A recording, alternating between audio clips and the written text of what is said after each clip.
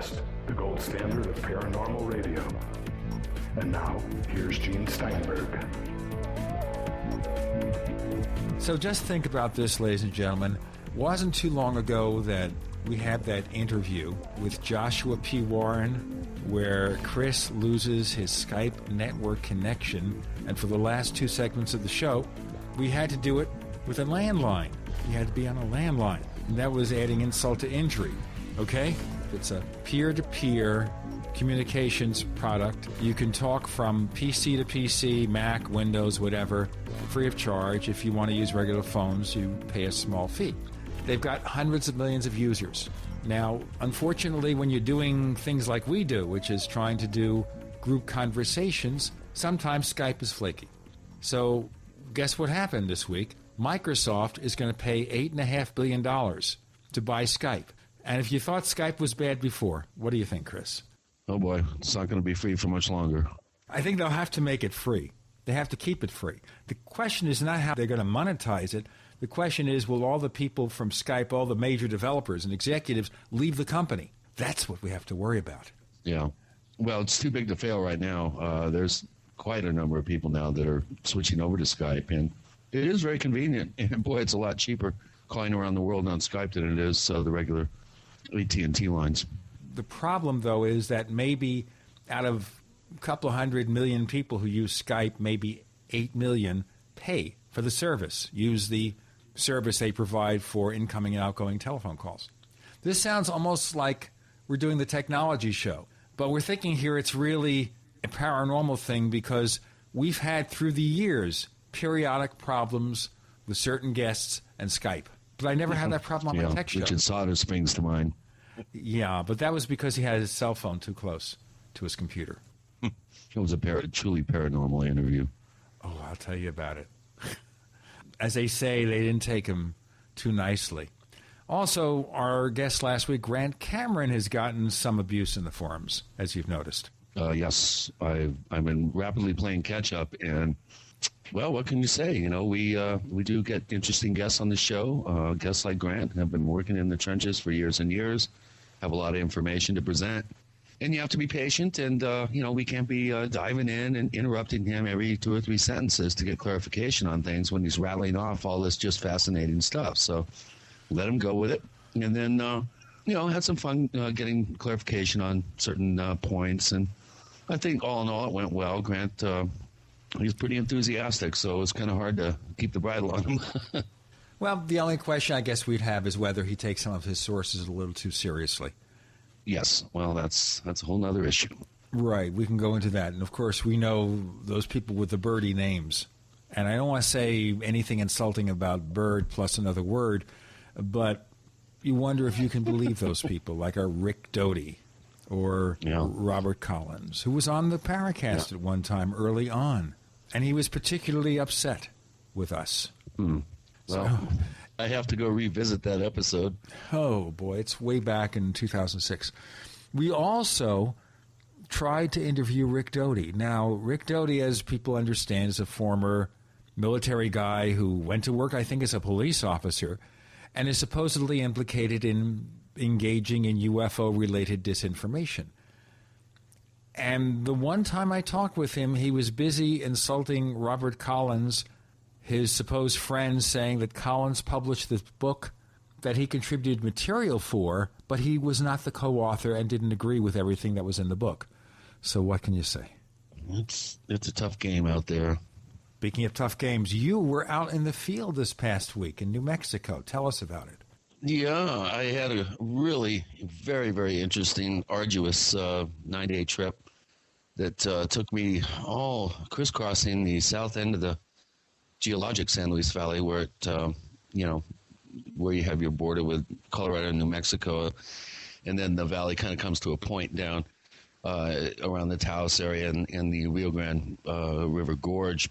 And it's a part of the valley that is extremely remote. It's very difficult to get around there. And Thomas Pay, one of my field investigator friends there in the valley, graciously took Rosemary Ellen Guiley and myself around to some specific areas that have always intrigued me, but I've never had the really had a good reason to spend the amount of time it takes to go and explore these areas. And I was really blown away. I mean, it is very magical down there, extremely remote, Indian artifacts and stuff galore. We did almost 60 miles, in the back forest roads and dirt roads there, and we didn't see a single car all day. So it just gives you an idea. We did, close to 300 miles that day. And the whole portion that was done, kind of off-road, we didn't see anybody. And it's just a very spooky area in some sense of the word. I've always wondered what goes on in the middle of the valley there at the south end, and have had quite a number of reports over the years that talk about objects, for instance, descending into or ascending out of this particular region. And it was very interesting to finally get a chance to go there. We did investigate our first case that I'm really not too sure what to make of it, but we're going to have Rosemary on this show. We're going to go ahead and do a full Paracast episode and really get in depth in some of the very interesting ins and outs of these two cases. They're pretty much standalone. I've not had two very interesting couples, super high-powered, extremely believable, have no lust for publicity. They don't want their names used, but they were gracious enough to take us into their homes, show us around, give us a blow-by-blow of a series of, in the first case, multi-year ongoing events. The second case up in the northern end of the valley is an ongoing 2-year case, both of which are just pretty much have about everything you can imagine in them. So I think, without having the time right now to go into a lot of detail, Rosemary and I are going to tape a show with Gene here this coming week, and then that'll be broadcast here a couple of weeks down the road. Well, this sounds like it's going to be a lot of fun. Yep. It was a great trip. I put about 1,200 miles on, the rent-a-car and then overland, and we did quite a bit of hiking. We hiked, probably 8 miles, 9 miles total. Went to some areas that very few people get to, and it was quite extraordinary. I've got some really good secondary interviews that I'm looking to put on our new Paracast Pro section, and also quite a bit of video and photographs and the like. So it's going to be good. I think we're going to have a lot of fun with that episode. It's really going to be fascinating, and I look forward after meeting her, and she's a real charming, knowledgeable woman, to hear more about her research and more about the trip that you two took. Now, you also recorded some sessions there. Yes, I did. I recorded 2 half hours with my good friend and mentor, David Perkins, while in Santa Fe. And a very interesting quick conversation with my brother, who is one of your unsung heroes in the Maya travel business. He has a top travel service to 5 countries where you find these wonderful reconsolidated, in some cases newly discovered Mayan ruins. And his insights into this coming period of the 2012 or Y2012K, as I like to call it, time period here in the next year and a half, his insights into this whole thing is fascinating. And that's going to be another extra that we're going to be presenting in the Paracast Pro. We'll tell our listeners more about that. This week we have an old dear friend of mine who was on one of our first programs, and he's been on occasionally ever since, Tim Beckley, who's sometimes called Mr. UFO. He has a long, and some people say, checkered history in UFO research, but lots of fascinating stories to tell. He brought on one of his editors, who will be joining us, Tim Swartz, who's actually an award-winning journalist. So there you go. Tim Beckley, Tim Swartz. I'm Gene Steinberg. The co-host is Chris O'Brien. You're in the Paracast.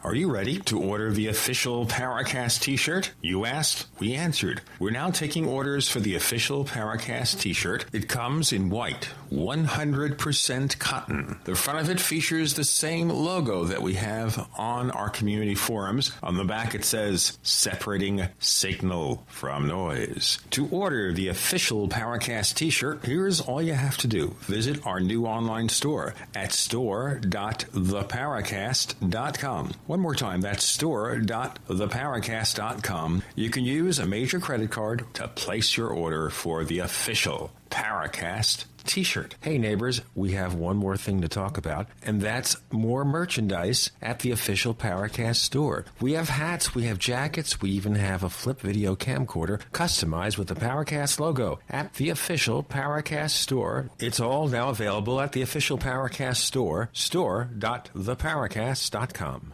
When making important financial decisions, you should always know the facts. That's why Midas Resources is willing to pay you to read the facts. Midas Resources, a team of hand-picked financial specialists with decades of financial experience who are ready to provide you with state-of-the-art, up-to-date financial services. Midas Resources offers a host of services and stands behind their products. In fact, if you call and order their free Midas report, Midas Resources will pay you.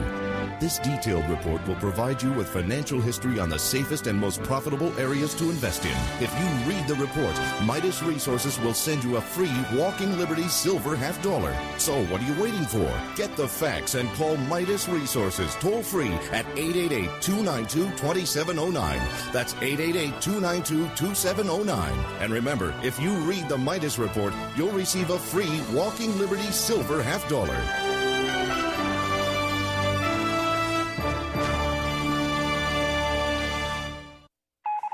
This is an urgent message. Urgent if you care about feeding your family. S510 has passed through Congress and will make the sale of heirloom seeds difficult. Prices of non-GMO seeds are skyrocketing and may be hard to afford in the future, if you can even find them. As the economy continues to decline, this will make the heirloom seeds worth their weight in gold and one of the best barter tools available. When food supplies eventually run out, your solution is to grow your own food and barter tool. Now, for a short time, GetSeeds.net offers 100 packets of heirloom non-GMO vegetable seeds for only $59. Pay with 2 ounces of pure silver or just $59. The best price on the net for high-quality seeds. Our GetSeeds.net seeds are open pollinated vegetable seeds sealed in a Mylar bag for long-term storage. Bulk pricing available, so get seeds while you still can at GetSeeds.net or call toll-free 877-341-4769. That's 877-341-4769. This special announcement is brought to you by Renaissance Charge. Have you ever wondered if you could make your car run on 100% electric power for free? It is now possible. How about a simple device that is both a super efficient motor and a free energy generator at the same time? What if this could also be used to restore useless batteries and save you lots of money? Because our customers asked for it, we have organized a Renaissance Charge Conference Workshop on July 29th to July 31st at the beautiful Coeur d'Alene Resort in Idaho. Not only will you see these fascinating energizers, but you will be able to build some alongside genius inventor John Bedini. Participate in this truly historic event featuring our cutting-edge alternative energy Tesla technology. Register early for the best seats and advanced workshop by visiting rcharge.com. That's r-charge.com for details. Or call 208-772-4514. That's 208-772-4514. The GCN Radio Network, providing the world with hard-hitting talk radio. GCN. Great talk radio starts here. We want to hear from you. If you have a comment or question about the Paracast, send it to news@theparacast.com. That's news@theparacast.com. And don't forget to visit our famous Paracast community forums at forum.theparacast.com. Get in on all the action at forum.theparacast.com. So we have Tim and Tim here. We have Tim Beckley, sometimes called Mr. UFO, and we have Tim Swartz, who has written a lot of articles for a lot of people, but does a lot of material for Tim. I'm Gene Steinberg. The co-host is Chris O'Brien. You're definitely in the Paracast, and I haven't talked to you two on the show for a while. Tim Swartz, you joined us the first year, right? That's correct, yes. Talked about Richard Shaver. Oh, yeah. It's interesting. We've had other conversations about him since then, and maybe we'll go back into it. We also have questions from our audience. Tim Beckley, for those who haven't heard your long and sordid history in UFO research. Well, you start out on a good footing there, Gene. But you know what? I want to ask you, though. I have a question for somebody in the audience who said, how come every time you interview Tim, he sounds as if he has had 20 cups of coffee? Well, maybe I've only had 10. Actually, today I didn't have a chance to have any of them. I ran out the door and got some ginger ale and came back just in time for the phone to ring. That works. I don't think he's ever sounded like he's had 20 cups of coffee. Like he said, maybe 10. I was thinking 15. Well, you know, I think what I do is I have so much to say since I have so many years of ufology under my belt and probably a few other things that I've always got more to say. I mean, I just never – I guess I never get tired of this. You know, it's something when you got the UFO bug, you can't get rid of it. It's an amazing – that's an amazing phenomena in itself, Gene, as you know, because you and I have known each other since we were both heading up a teenage UFO groups, which was an early part of ufology going back into the 60s. There must have been a dozen groups that were headed out by teenagers, some of whom are still active in the field and many who have long since passed on to other careers. Lucky for them. Right. Why did we stick with it? Well, that's one of the things that I guess we probably have gone through life trying to explain to ourselves. Now, I have a theory that other people have, like given me this idea, is that maybe we were meant to do this. Maybe people really do have a career goal or a destiny, and our destiny is to get the word out, whatever the word might be. That's what we're trying to find out after all these years. What really is the word here? And we have shuffled through a lot of theories, a lot of years of sightings and abductions, supposed abductions, and close encounters, and it all still just remains a mystery. Maybe it's kind of like Agatha Christie. You know, you want to go back and read the next book because it's never quite all explained. It remains a mystery, and that's what's so fascinating about it. I'm still almost as puzzled by the day that I had my first UFO sighting, which was at the age of 10. Tell us about the 10-year-old UFO sighting. Okay, well, I've had three sightings. Well, actually four, but the fourth was a drone. I mean, it was an Earth-made object. It wasn't anything extraterrestrial or even interdimensional or time travel or anything like that. But the three main sightings. The first one was in the 1957. I was seated on the front porch of my house out in New Jersey, my parents' home.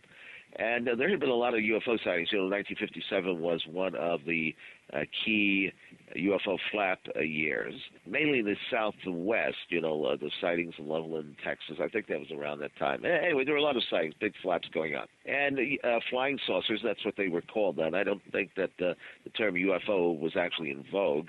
Flying saucers, there was always a little something in the newspaper about them. So it was a warm summer night, and we didn't have air conditioning in those days. And we were set it out on the seat out on the front stoop. Someone came running up and brought our attention to two lights in the sky.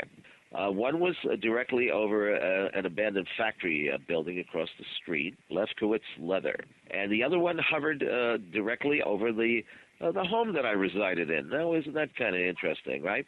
They picked your house of all the places they could have picked. Well, I don't know whether you could say that. That's a possibility, or maybe it was just a random sighting. I don't. Like I say, there were a lot of UFO reports at the time. I mean, you could read more into it, but I'm not telling you should. It's just an idea here. Anyway, obviously these things rotated in the sky for about maybe 15 minutes. The one over the factory building moved over to the one over the house, and the one over the house moved over to the factory building.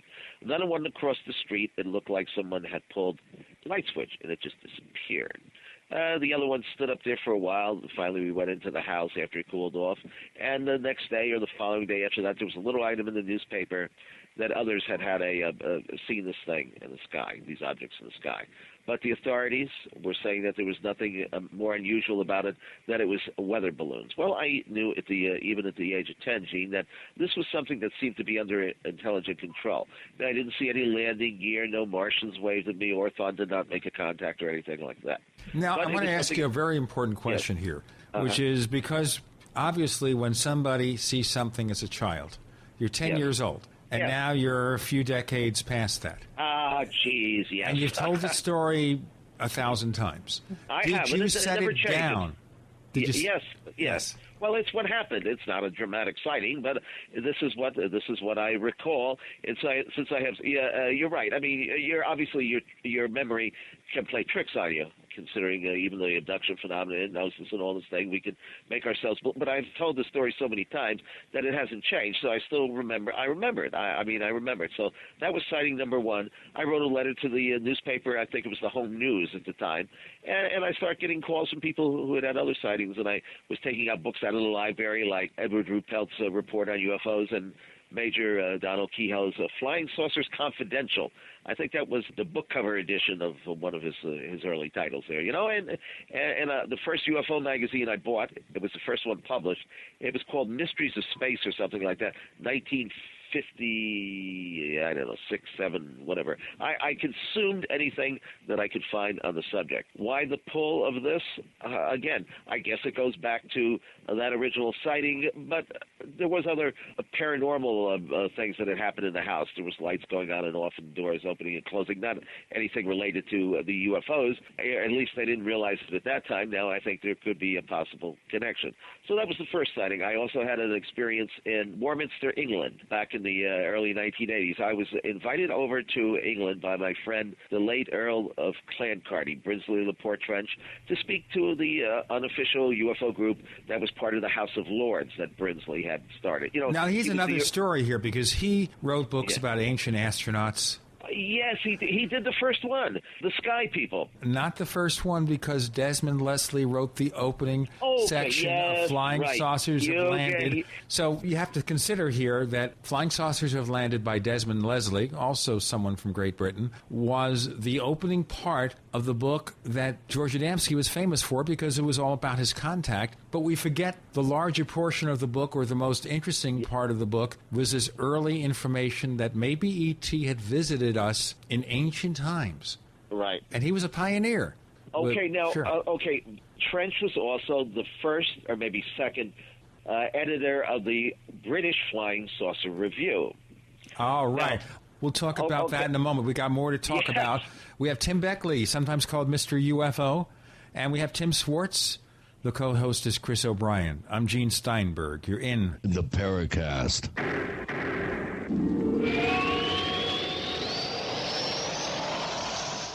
Hey neighbors, meetings are an essential part of any business. You know, making presentations to clients, collaborating with your colleagues. Well, make them as simple as possible to run and organize. Use GoToMeeting by Citrix, the easiest, most reliable online meeting service. With GoToMeeting, you can schedule an online meeting in seconds. Attendees can join with just a click from anywhere. Meeting materials are viewed on everyone's screen, making collaboration seamless. GoToMeeting is so easy to use for you and everyone joining your meeting. Plus, with GoToMeeting, hold as many meetings as you can for one flat rate. You have phone conferencing and voice over IP are included. You know, my listeners can try GoToMeeting free for 30 days, a month of unlimited online meetings free. Visit GoToMeeting.com, click on the Try It Free button, and enter the promo code PODCAST. That's GoToMeeting.com, promo code PODCAST. Reality check. There are many so-called health products coming out that are here today but will be gone tomorrow. They're fads, they're hype, and a lot of gimmick. Life Change Tea is no fad. We've been around for years and we've been slowly growing, and our products have attracted loyal customers. Why? Because our products work. Cleansing your body, losing weight, more energy, and better overall health. And you might ask, says who? Our customers say. A company shows its colors with how many people reorder the product. So don't be afraid. We're the real deal. Log on to getthetea.com and read all the testimonies. In fact, log on and order at getthetea.com. That's getthetea.com. Or call us at 928-308-0408. There's no call centers, just a friendly operator. 928-308-0408. Once again, 928-308-0408. The U.S. economy is at a tipping point. 40 cents of every dollar the government spends is borrowed. The president of the Federal Reserve in Dallas was recently quoted saying, "This path will lead to insolvency, resulting in the collapse of our government and our economy. Our country can't function like this, and neither can your household. That's why you need to prepare, and priority one is your food supply. Fortunately, it's easy and affordable with the help of Ready Reserve Foods. Ready Reserve Foods has been a premier supplier of long-term storable foods for 37 years. Their unique process assures the highest quality, long-term food storage available with a 25-year shelf life. A full year supply of quality food for 2 people costs a fraction of what you pay at the grocery store. For a free, full-color catalog, call 800-453-2202. That's 800-453-2202. Or visit ReadyReserveFoods.com. Ready Reserve Foods, making preparedness simple since 1972. For centuries, silver has been used as a powerful natural antibiotic, and as a listener to this station, you probably already know the benefits of using colloidal silver. With so many websites to choose from, finding a reputable, patriotic company with great products at affordable prices can be a difficult task. Introducing UtopiaSilver.com. UtopiaSilver.com carries the best, most effective, and most affordable colloidal silver and colloidal gold products in the industry. UtopiaSilver.com also carries products to fit your lifestyle, including weight loss, immune system defense, cleanses, herbs, joint and bone care, and much more. First-time customers using promo code GCN50 will receive 50% off all colloidal products. Visit us today at Utopia Silver, that's UTOPIA Silver, utopiasilver.com, or call 888-213-4338. That's 888-213-4338. UtopiaSilver.com, taking back America's healthcare one American at a time. America's #1 source for independent talk radio for over a decade. We are the GCN Radio Network. Hi, this is nuclear physicist lecturer Stanton Friedman. You are listening to the Paracast, the gold standard of paranormal radio. We return. We have Tim Beckley, Tim Swartz. The co-host is Chris O'Brien. I'm Gene Steinberg. You're in the Paracast. Remembering the long history of Tim Beckley in the UFO field, which becomes, in effect, a history of UFO research. So we talked about some of the people that he met early on. Of course, the late Brinsley Laporte Trench, who wrote the book The Sky People. And you were about to say something else before we had a break. Well, yes, Trench was also the editor of the original editor of the second one. There might have been one before him that lasted a few months, of the very highly respected Flying Saucer Review, the British publication. But the interesting thing is that the original Flying Saucer Review was not published in England. It was published in Brooklyn. Probably right around the corner from you, Gene. The first issue of that, as far as I could tell, would have been maybe 1952, 1953, a fellow by the name of Elliot Rockmore. And, of course, now the British Flying Saucer Review was a little bit more polished. It was on glossy paper, but remember, we're talking about the 1950s when printing was rather crude, I mean, compared to what it is today. Elliot Rockmore's publication, which I think was only about eight or nine pages. I did have a copy of it once, but it was mainly consisted of all the sightings that were going on around that time. And he was a member of a group, I guess, that he had splintered off from, called the Civilian Saucer Intelligence, and they put out a Civilian Saucer Investigative Quarterly. Well, you know what's interesting? Civilian Saucer Intelligence, ladies and gentlemen, CSI of New York. That's right. Just like we have a CSI in New York now, they investigate crime. Well, in the 1950s, we had CSI in New York. That was a pretty respectable organization, though, wasn't it? Well, I was never a member. I think I came along probably just at the end of their reign. You can find some stuff on the internet about some of these early groups, and there's one site that I find absolutely phenomenal. I mean, it's just great. It's called UFOpop.org. This has magazine covers going back to 1912. There are some, this has been entirely missed. If you look at some of these covers, and you can blow them up on your screen. The first UFO photographs, if you want to call them that, covers were on a magazine called Modern Electronics, or Modern Electrics, actually. The issue number 9, December 1911, shows, I don't know what kind of device this is, but it looks like a UFO complete with portholes. It must have had something to do with electronics, but it doesn't really explain it on the cover, and we don't have anything else to go by. But there are some of these early magazines that show flying saucers. They can't be anything else. So this whole idea of a saucer-shaped device has been in the consciousness of people for many, many years, long before the Kenneth Arnold's sighting, in 1947. But doesn't that kind of put the lie to the contention that flying saucers represented modern culture? I mean, if you can find stories about them going back to the early part of the 20th century. Wow. Yes. Well, yes. Well, we know that the phenomenon itself obviously goes way back before that. You've got the UFO flap of the 1897 that were mainly, they weren't so much saucer-shaped devices. I think most of those were aerial devices. Some of them were cigar-shaped. There was a big flap in Wales, in England, back around 1900. There are actually even some photographs. There's a book that we did recently called Disclosure, and it has some of the photographs from this era. They're either clouds or the cigar-shaped craft. The early crafts that were photographed by Adamski, and most people think that they're serious ufologists, think that they are obvious hoaxes. But, interestingly enough, there was a book published around 1885 or 1887 called Weller on Two Planets. It was one of the first books that was actually channeled. It had some illustrations. All right, would there. you just slow down here? One of the first books that was what? Channeled.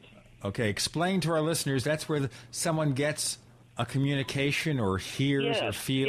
Yeah, okay. Well, now, as I remember the story, and this is a very popular book. It's gone through many publishers and many different editions. As I recall, the story is about a young man, maybe a 17 or 18-year-old teenager, who was working on a ranch, seems to be around Mount Shasta or somewhere in California.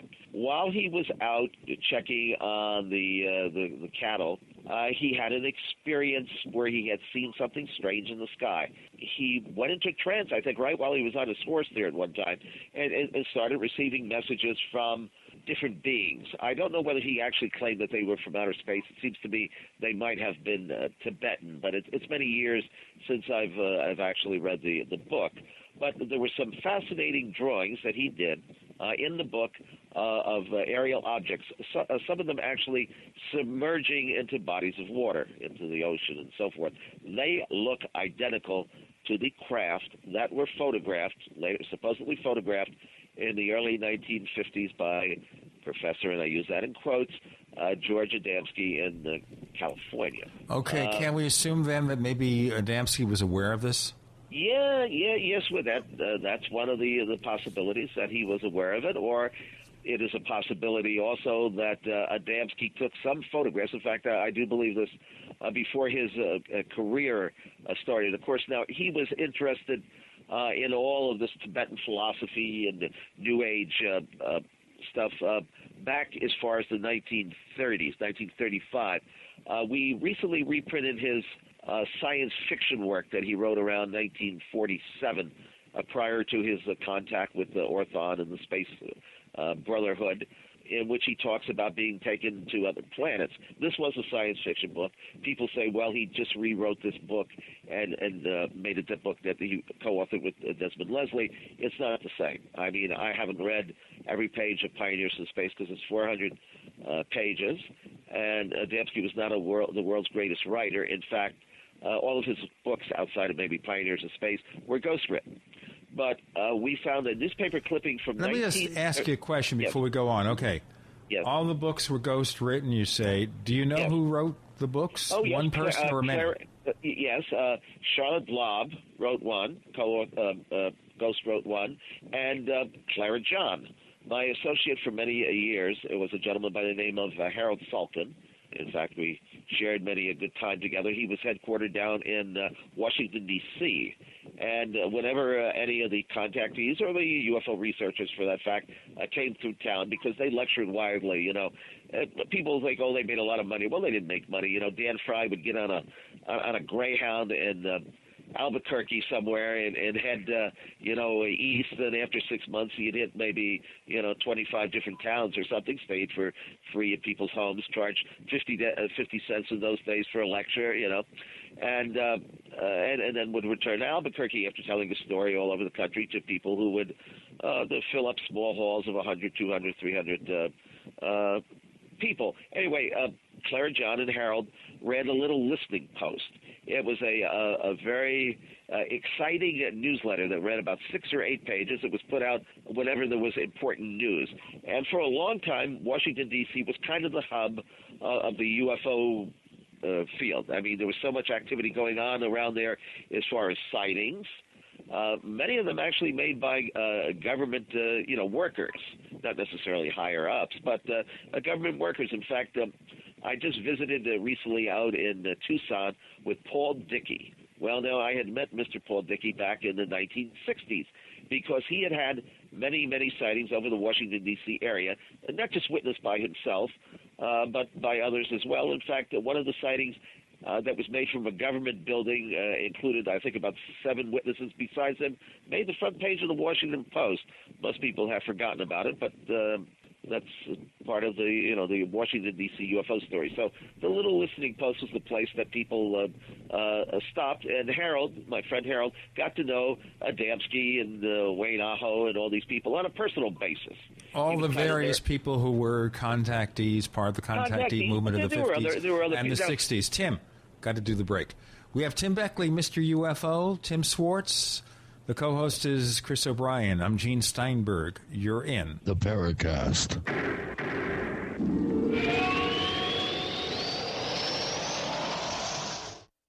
Graphic Converter is the image manipulation tool for the rest of us. It does not use any database. You get full control of all your files. Want to view the images of a folder? Drag it into Graphic Converter, and a powerful browser opens up to show your image files. You could use it for slideshows. You could use it to import images from digital cameras or from scanners. Need to do some image editing? You can do that too in Graphic Converter. Also print catalogs. Convert from so many formats I can't even list them. Download now to see if Graphic Converter is good for you, like 1.5 million other users. Guess what? You could save money when you buy Graphic Converter. Use the coupon code Night Owl. Use the coupon code Night Owl to get a special price for Graphic Converter. Go to lemkesoft.com. That's LEMKEsoft.com. Lemkesoft.com. LEMKEsoft.com.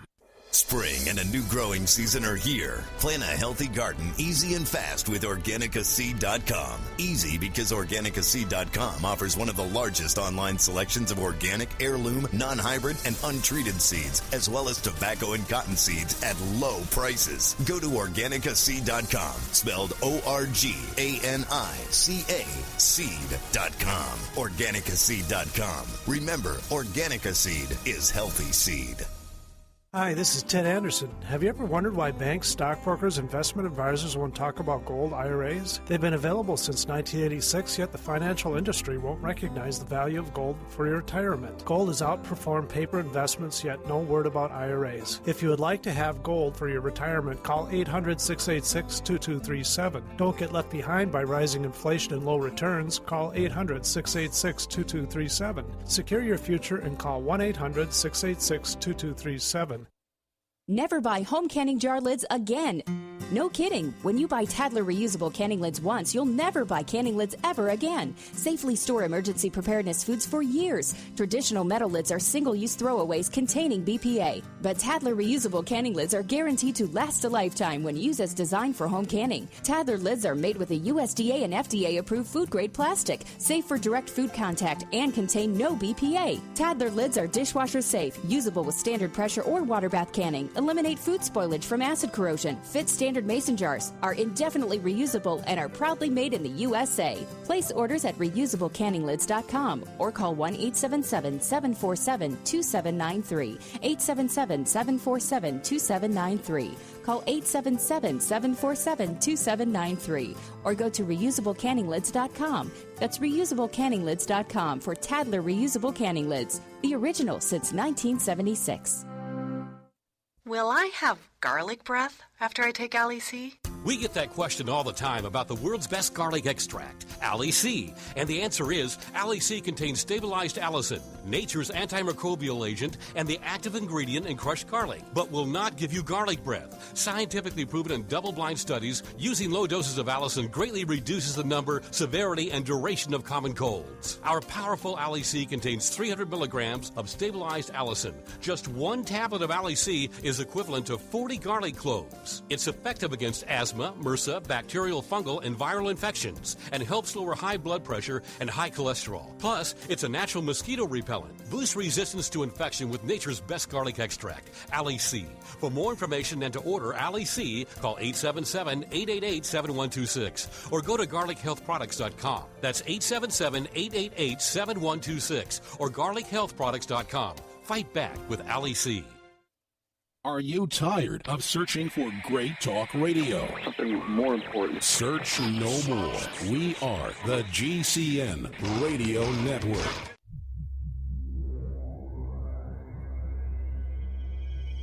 You've entered another dimension. You've entered the Paracast.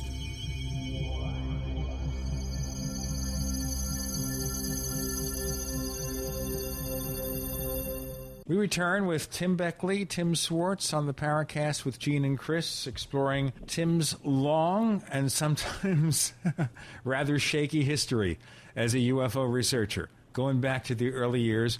And we're talking about this Washington, D.C. movement, the Little Listening Post, some of these early contactees, and all that. I think the question that a lot of people ask, you've published books by so many people of different persuasions. But what does Tim Beckley believe? Well, like everybody else in the field, I started out believing that flying saucers were from outer space, that we were being visited. I was never a big believer in the contactees. I enjoyed their stories. I stayed up late at night listening to Long John Neville with guests like George Van Tassel, who built a time machine, the rejuvenation machine, the Integratron, in the desert in the town of Landers. It still stands there to this day, Gene. He had on Howard Menger. Howard was a great guy. In fact, I knew him personally. In the early days when he first started telling his stories, he looked like a soap opera star, very chiseled face and handsome, and he was quite a dashing figure. Let me ask you a question parenthetically. When Howard Menger went on Long John Neville's TV show, very short-lived TV show, maybe it lasted a season. Long John was the kind of person who worked great on radio. And I grok this. I understand it because I'm the kind of person who I think works best on radio. I'd never even tried TV. I've been on TV a few times.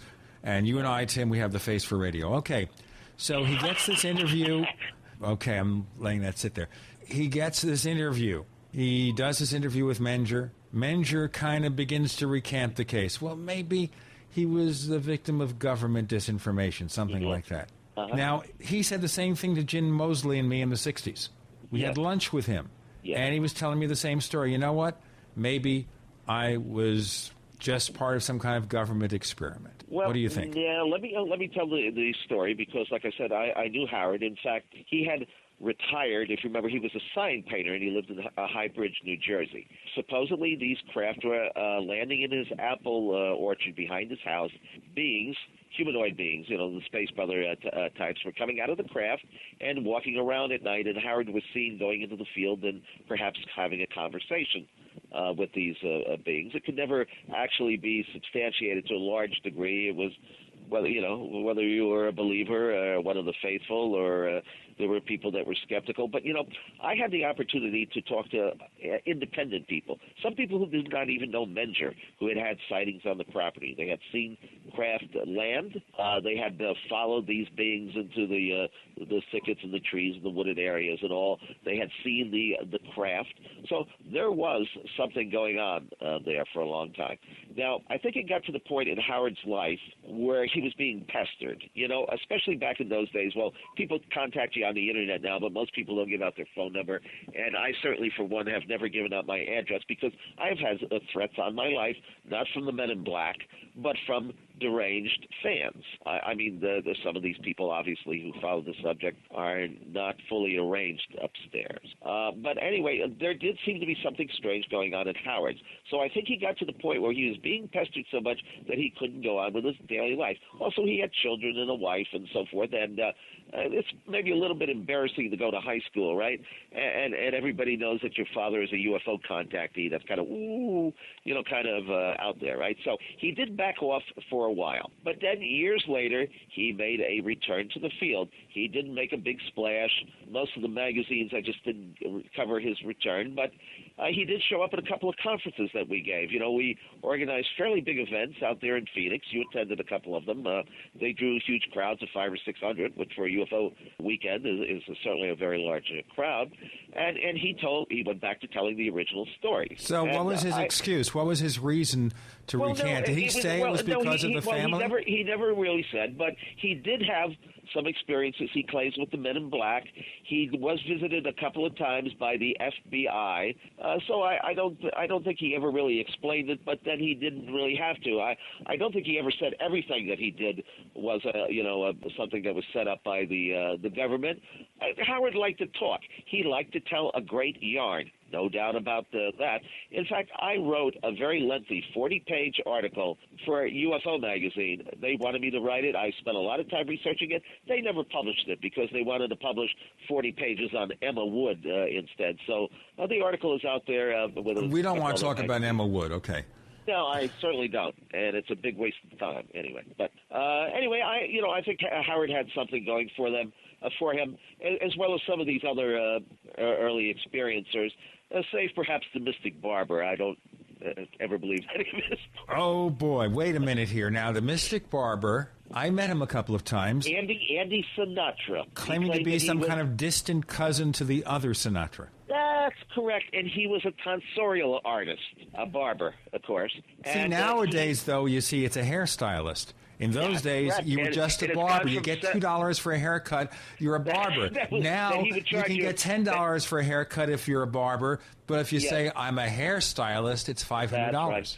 And I'm sure Andy Sinatra would have cut your hair for $1 in those days and told you the story. Well, now, he was the first person with the antenna on his head, if you remember correctly. He used to walk around with some sort of tinfoil because he claimed it blocked out the negative rays of the bad space people, or maybe it attracted the good rays of the good space people. But he was a character, and he always showed up at Jim Moseley's meetings. And, you could say, well, the guy was totally off the wall, but he was kind of humorous, and there would not be a UFO meeting if Andy didn't show up. There were a couple of characters. There was also Alex McNeil. Do you remember Alex? Yes, I do. Tell our listeners who Alex McNeil was. Well, Alex McNeil was 6'8". He was certainly the world's tallest contactee, and perhaps the tallest tale-teller of any of the contactees. He lived in Flushing, New York, and he claimed that he was walking, I think, through the city dump one day or something, looking for tires, and he had an experience where he saw UFO land, and little beings came out of the ship, and he talked about that experience. I think maybe he had some telepathic activity going on with them after that, but he talked about that experience at every opportunity. Well, people would say, well, Alex was telling a tall tale, but I think he believed his story. Now, he disappeared from the New York UFO scene because there isn't much of a New York UFO scene for many, many years. But he actually called me on the phone about a year ago. He's living down in North Carolina. He's still around. How old a guy was he? He's still around, and he's probably grown another 2 inches. Well, I don't know. I would say he's got to be certainly in his 70s. Wow, all these people. Now, these were characters. You didn't necessarily have to take anything these people said seriously. Okay. See, now this is where people confuse me, okay? People say, well, you publish these books by so-and-so, and you speak highly of so-and-so, and their stories, I don't believe them. Well, you have UFOs as craft, the phenomena of the sightings and the landings and the contacts, and then you have UFOs as a pop culture, as part of the culture of Americana, but not only here in the United States, because we know this goes on and has gone on for decades all over the world. In fact, our publication, The Conspiracy Journal, is now being put out in Romania. It is the first paranormal UFO publication put out in Romania and has a bigger circulation over there than our American edition does, I believe, at this point. And don't say it was published in Transylvania, please. No, it's not. In fact, we haven't even done an article on Dracula yet, although maybe we will. Next week. Perhaps. Okay. All right. So obviously there's a lot of conspiracies to explore. In fact, just a few weeks ago we had former Governor Jesse Ventura on the show, and we had a full 3-hour episode. I think it was one of the best he's done. I've heard him on other shows, but he didn't seem to enjoy it as much as he enjoyed the Paracast, telling us about the Kennedy assassination, about 9/11, all the crazy conspiracies. And you kind of wear many hats here, Tim. You cover the conspiracies, you cover the paranormal, you cover the UFOs. But is there a little glint in your eyes saying, you know, folks, it's interesting, it's a good story, but I don't believe all this stuff? Oh, well, I think Augie Roberts first said, he had a phrase he always said, I believe in everything and nothing. And I believe, you can't find out what's going on unless you investigate these things. I mean, so that's the point. Also, what you're interested in, I may not be interested in. So when we put out a book or publish an article, it may be something that doesn't particularly even interest me. I mean, my interest in conspiracies lies more in the paranormal and in the UFO stuff, not so much in 9/11 or 2012 or any of this other you were going to say another word, but we can't allow you to say it on commercial radio. Listen, we have Tim Beckley. He is also called Mr. UFO, and a little bit later he'll tell you how you can subscribe to his newsletter. Get all his mailings. Of course, there's news, information, and, of course, he's selling books. Tim Swartz is here, too. He'll talk more in our next hour. The co-host is Chris O'Brien. I'm Gene Steinberg. You're in the Paracast.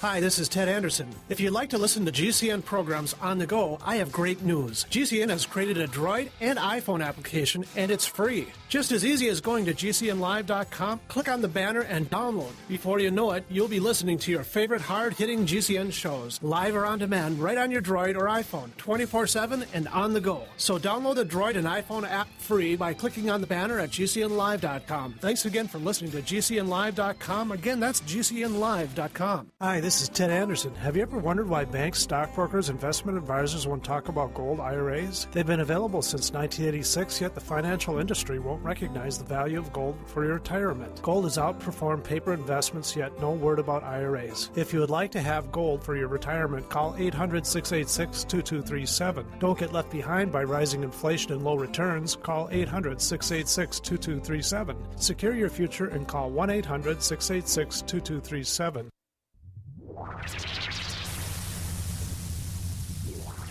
Welcome back to the Paracast, the gold standard of paranormal radio. And now, here's Gene Steinberg.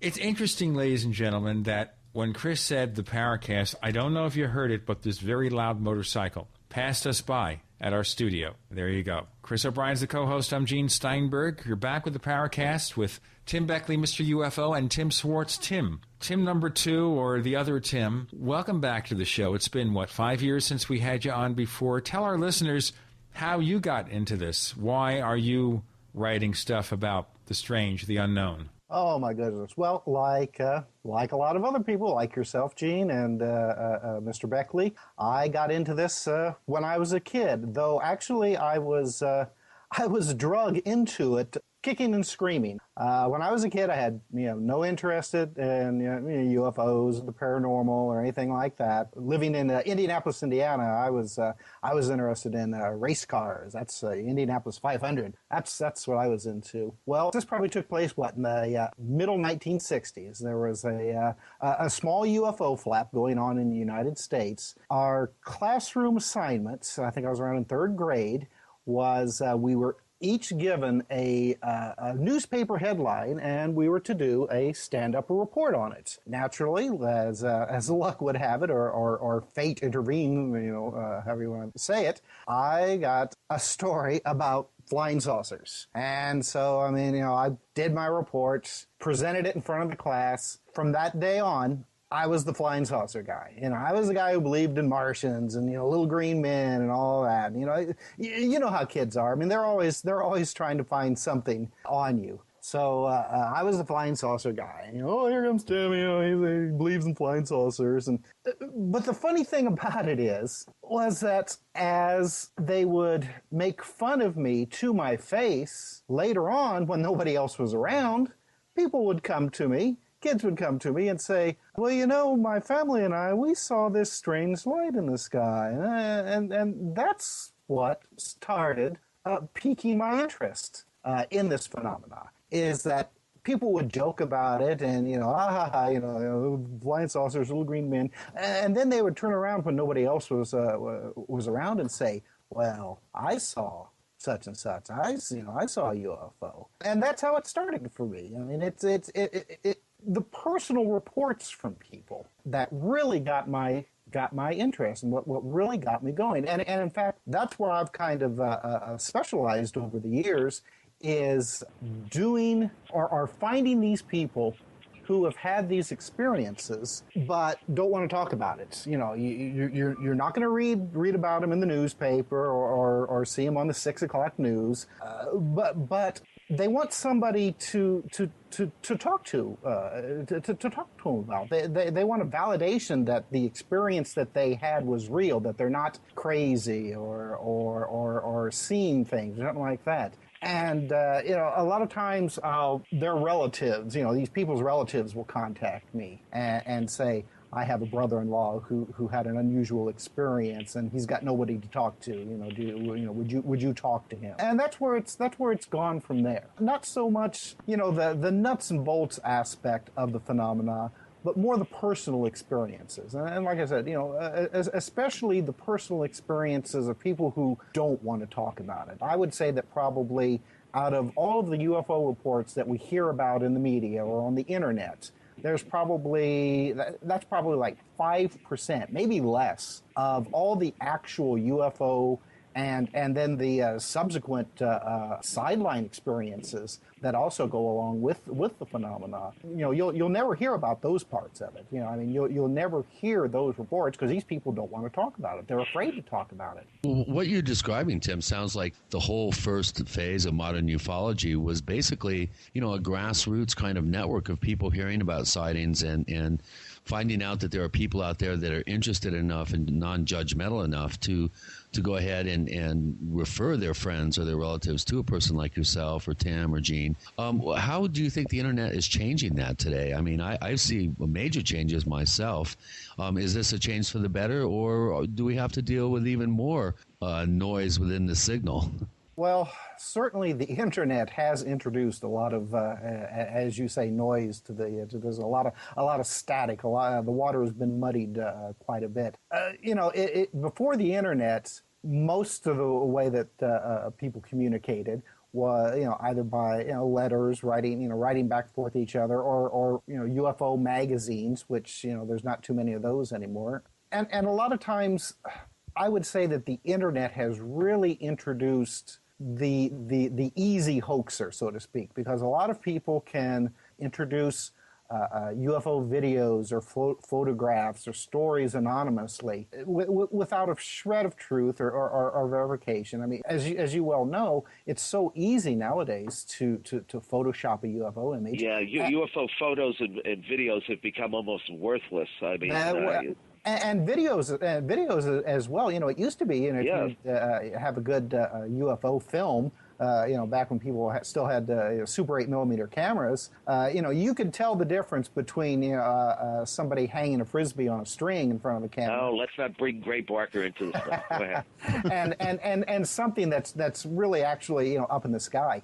You know, nowadays, just go to YouTube and you can see that there's a plethora of, I mean, absolutely, really extremely well done CGI videos of UFOs, and a lot of times, you know, these are done, you know, by kids on their computers using easily accessible software. So yes, I mean the water has been muddied quite a bit. The water's always been muddy in this field. I mean, you had your straight fletters, you had your fake UFO photographs, you had your clowns from outer space. I mean, it hasn't changed. It's become more widespread. I mean, yes. Obviously, I mean now when you get a good YouTube video like the one in Jerusalem, 1.5 million people have seen that, and it's been on the on the regular news, and we think it's fake. And in fact, it turns out, and I don't think most people know this, that the two different images, or maybe there's up to 4 now, but the main one was taken by a fellow who does film for a living. I mean, he makes low budget movies, and it turns out that the other crew were people that work with him. I think he taught film. He teaches film or something. It turns out that the other series was taken by some of his students, but they claimed that they didn't hoax it or know that the other one was taking the photos. It was just a synchronicity. And you might say, well, that's a terrible lie. But you know something? Synchronicity plays an awful big part in UFOs. I've had some synchronicities that you just can't explain. They are well beyond coincidences. There's something about UFOs and synchronicity that is just not. All right, Tim, sorry, you raised the specter of synchronicity. Yeah. And we had Mike Cleland, who was talking about synchronicity on a couple of episodes of the Paracast. We don't have much time with this particular segment, but could you start us off on synchronicity? Okay. Well, let me tell you a couple of synchronicities. Right now, I don't know what these mean. By the way. I don't know what they mean, but there's something here. Okay, I was giving a lecture in San Francisco. This goes back. I don't know if you remember Dale Redding. He was one of the teenagers. Well, one year he ran the Congress of Scientific Ufology, the UFO group that Jim started, and of course there were rotating sponsors, promoters of the different shows. So he rented a very nice size hall in San Francisco, and I remember there was even a balcony, probably about 300 or 400 people there. And I went out and made a presentation, had a slide lecture, gave my talk, stayed for a few days, very congenial host, and a lot of nice, members that were into the subject. We spent some time together. Well, I had a flight back to New York on a Sunday. Had some time to kill. So we decided around 11 or noon to go out and have brunch. So we were in the heart of San Francisco. We picked a place at random. I had never been to San Francisco before. My host had never been to this particular restaurant, but it looked nice and clean, and we wanted a Bloody Mary and a beer, and so we decided to have our eggs Benedict there. Went inside, and we were just chatting away, and I happened to mention, I said, geez, with a little bit of foresight, I should have called some of the people that I knew in New York that moved out to the West Coast to have them come to my presentation. And I happened to mention this fellow that I always was very fond of. He was the editor of Psychic magazine, which was I'll tell you what, we'll get into more of that in a moment. We have Tim Beckley, Tim Swartz, the co-host is Chris O'Brien. I'm Gene Steinberg. You're in the Paracast.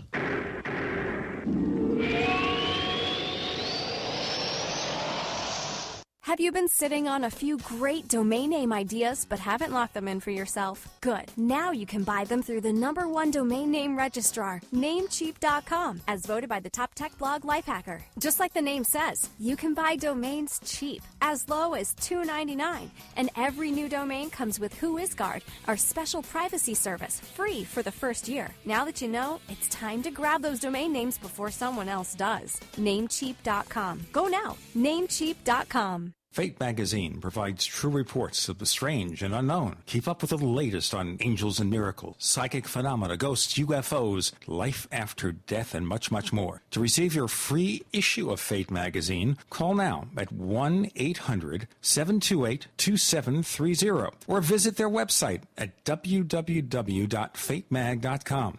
That's 1-800-728-2730. What are you waiting for? Your fate awaits. Dr. David Berry has provided excellent advice for all those interested in practical economics and sound money. It's certainly worth reading. That's what Congressman Ron Paul said about Cha-Ching Wisdom, 123 Practical Universal Truths About Money, the new book by Dr. David Berry. The cool part of this book, certainly it'll speak to you personally, your life, your lifestyle, your money, your investments, but it also can be generalized into the nation, what's going on as a nation. We do these same things personally that we do as a nation. Dr. Berry's book, Cha-Ching Wisdom, presents many facets of your relationship with the once almighty dollar and how current national and international politics affect your daily life. Some of the other things are about that. They're not just economic, they're philosophical. There's psychology involved in this book. There's philosophy involved in this book. Read Cha-Ching Wisdom by Dr. David Berry, only $9.95, available at chachingwisdom.com. That's CHACHING wisdom.com. chachingwisdom.com.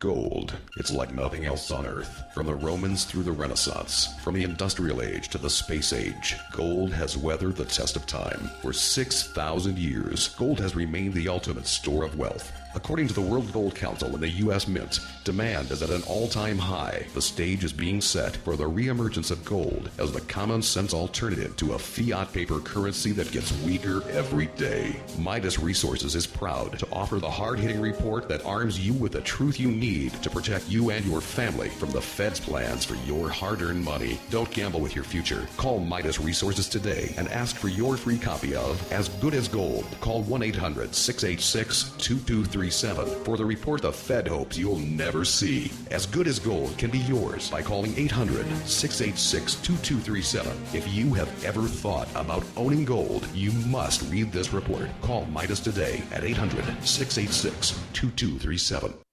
The food storage industry leader has done it again. Introducing FDG Clubs and Survival Bucks from the Freeze Dry Guy. For over 39 years, the Freeze Dry Guy has served various government agencies and the private sector with the finest in storable foods and emergency rations. If you've wanted to build emergency food supplies but couldn't afford it, now you can. Go to freezedryguy.com, click on products, and look for the Freeze Dry Guy Clubs to pay as you go. Now you can build food storage without going into debt. Choose from a payment range of $95 to $450 per month. Our clubs work with everyone's budget. Plus, when you join Freeze Dry Guy Clubs, you'll get additional rewards. For example, this month, get 10% back in Survival Bucks on all purchases in the Freeze Dry Guy product line, plus free shipping within the lower 48 states on any order amount. Hurry, go to freezedryguy.com or call 866-404-3663. That's freezedryguy.com or call 866-404-3663. The Freeze Dry Guy, the best you can buy. The GCN Radio Network, providing the world with hard-hitting talk radio. GCN. Great talk radio starts here.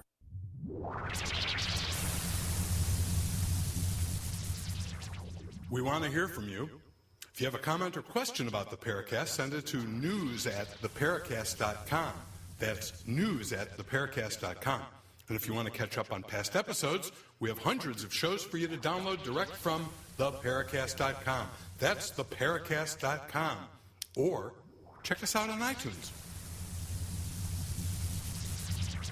We're back. Tim Beckley, Tim Swartz, Synchronicity on the table. Gene and Chris here on the Paracast. Tim, pick up. Okay, so I'm having a Bloody Mary with the promoter and his wife and a few friends, talking about how I should have called some of these people beforehand and perhaps invited them, and started talking about this fellow that I always enjoyed spending some time with. His name was Alan Vaughn.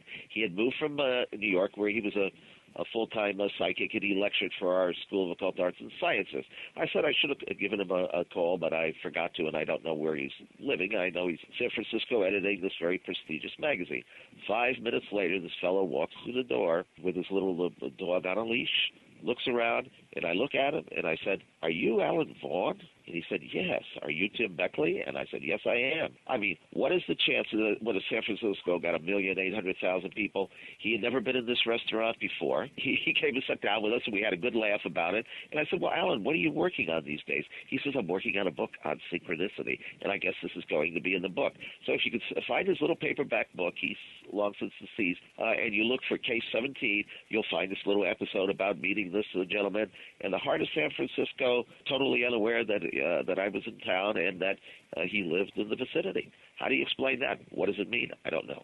Here's another one, Gene. I'll make it as quick as possible because we have a lot of things to discuss. I'm on the Long John Neville show. The day after I'm on the program, I get a telephone call from a young lady who does a column for New York Magazine. It was the last thing in the magazine. It was called Best Bets, and it was a listing, like the top 10 restaurants, the top 10 whatever. Okay, she said, I heard you on the Long John show last night, and I want to do top 10 UFO sightings in and around Manhattan. And I said, oh, that sounds fine. And I proceeded to talk to her with my 20 cups of coffee for about a half an hour. I said, well, okay, we've had this conversation. Let me mail you some of my bio material. Obviously, we didn't have the internet or anything. So I asked her for her address. And she said, blah, blah, blah, blah, blah. And I said, blah, blah, blah, blah, blah. But I'm at that address. She was on the 6th floor. I lived on the 4th. So I went up and I handed her the literature, and I said I just saved myself, obviously, $1 in stamps. We became fairly good friends. It turned out that she was the first person to travel with the Dalai Lama. She wrote the first book on the Dalai Lama. She later died of brain cancer, very tragic, very young age. She's a very talented gal. What's the chances that somebody hears you on the radio and they live 2 floors above you?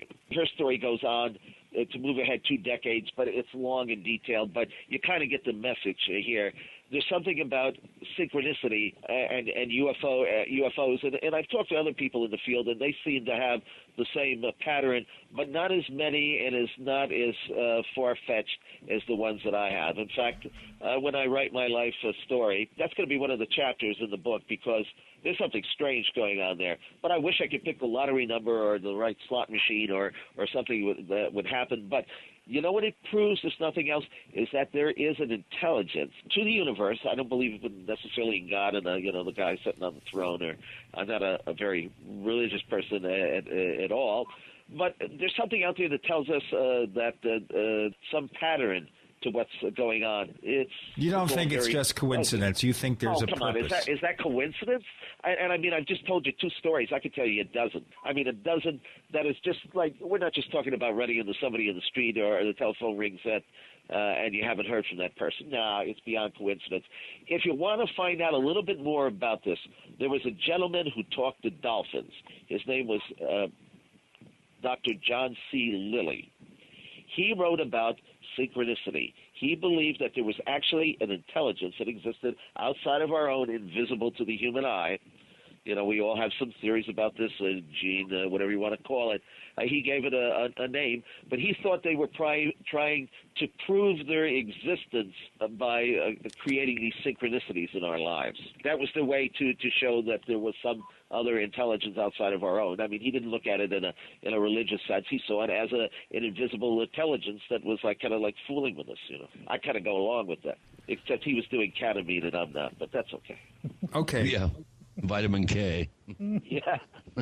You bring up a very interesting point, Tim, in that I actually, that's the first thing that I look for when I am investigating some sort of case or doing some research, is I look for that synchronistic element, because to me, if it's there, then it gives me kind of my own little sort of private litmus test of credibility, because the more synchronicities you have involved in a case, I think the more likely they are to be real, and they should be taken pretty much at face value.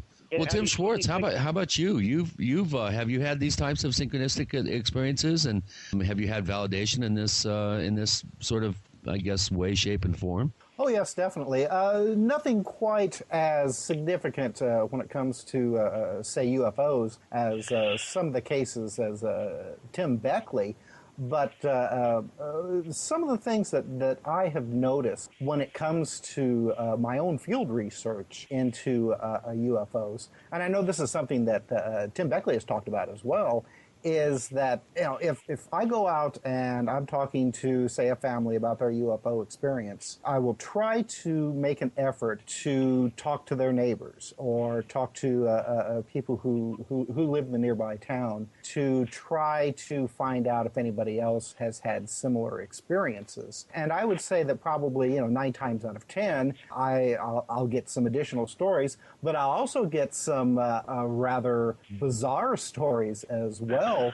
Along the lines of paranormal or unusual monster sightings, Bigfoot, other types of strange creatures. And then a lot of times people will just approach me just out of the blue and say, I saw a Bigfoot near such and such town, which just happens to be an area that I had been investigating earlier. But, I don't publicize too much my investigations. I try to work somewhat behind the scenes. Yes, but you write so much material for Tim. Yes, oh yes, I definitely do. But you don't read a lot of my own personal investigations in the stuff that I write for Tim. The main reason is that most of the people that I talk to, they want to remain anonymous, and you know as well as I do that anonymous reports, they really don't. They don't carry much weight, at least for other UFO investigators, or for people who are trying to find that that connection, or those that big connecting element towards the reality of UFOs. So it's just more along the lines of gathering these cases, preserving the witnesses' anonymity, and just trying to come up with some kind of connection.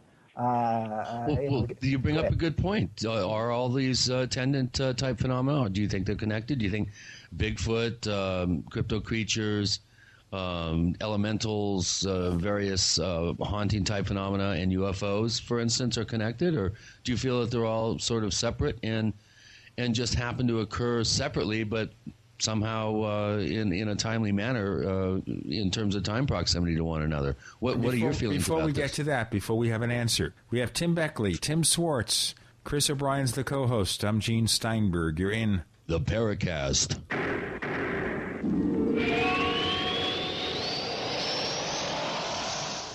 Ray Perkins, a reclusive veteran burned out from the Gulf War, lives tortured by relentless, perplexing nightmares.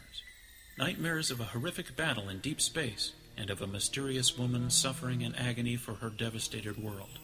A woman not yet born, calling across centuries to him. Then, a coincidence leads him to his destiny, his chance to alter the universe. Attack of the Rockoids. The former fiction editor for Star Wars and Indiana Jones, Robert Simpson, writes, "The soul of the novel Attack of the Rockoids lies in its heart and passion for building a convincing tale of a love that spans the galaxy. A thrilling story. Attack of the Rockoids is available now. Read a sample chapter and get a special discount off of the cover price at our website, rockoids.com. That's ROCKOIDS.com. Attack of the Rockoids, a novel in the grand science fiction tradition. GCN listeners, why have you been hearing so much about Dermatol, the all-natural, all-purpose first aid spray? Because it's the must-have first aid product you need in your preparedness kit. Dermatol is made in America by Americans who know there's a more affordable, natural way to treat cuts, burns, bites, rashes, shingles, boils, and many other skin problems. Dermatol is gentle enough for diaper rash, powerful enough for bed sores, and harmless to the eyes and mouth. It's great for the whole family, even your family pets. Dermatol is antimicrobial, antifungal, antiviral, and not diminished by freezing, extreme heat, or years in storage. Dermatol is an absolute must for any first aid or preparedness kit. Dermatol's soothing, rapid restoration of injured skin is so effective, it's guaranteed. Order yours today. Call 800-217-6677. 800-217-6677. That's 800-217-6677. Efficient, economical, effective. Spray it all with Dermatol. The U.S. economy is at a tipping point. 40 cents of every dollar the government spends is borrowed. The president of the Federal Reserve in Dallas was recently quoted saying, "This path will lead to insolvency, resulting in the collapse of our government and our economy." Our country can't function like this, and neither can your household. That's why you need to prepare, and priority one is your food supply. Fortunately, it's easy and affordable with the help of Ready Reserve Foods. Ready Reserve Foods has been a premier supplier of long-term storable foods for 37 years. Their unique process assures the highest quality, long-term food storage available with a 25-year shelf life. A full year supply of quality food for 2 people costs a fraction of what you pay at the grocery store. For a free, full-color catalog, call 800-453-2202. That's 800-453-2202. Or visit ReadyReserveFoods.com. Ready Reserve Foods, making preparedness simple since 1972. Hi, I'm Mark Craighead, founder of Crossbreed Holsters. I designed our top-selling holster, the Super Tuck Deluxe, to solve the problems of being poked, pinched, and gouged while carrying concealed. The Super Tuck Deluxe is the most comfortable, most concealable holster on the market today. We offer a 2-week free trial and a lifetime warranty. Visit us at crossbreedholsters.com.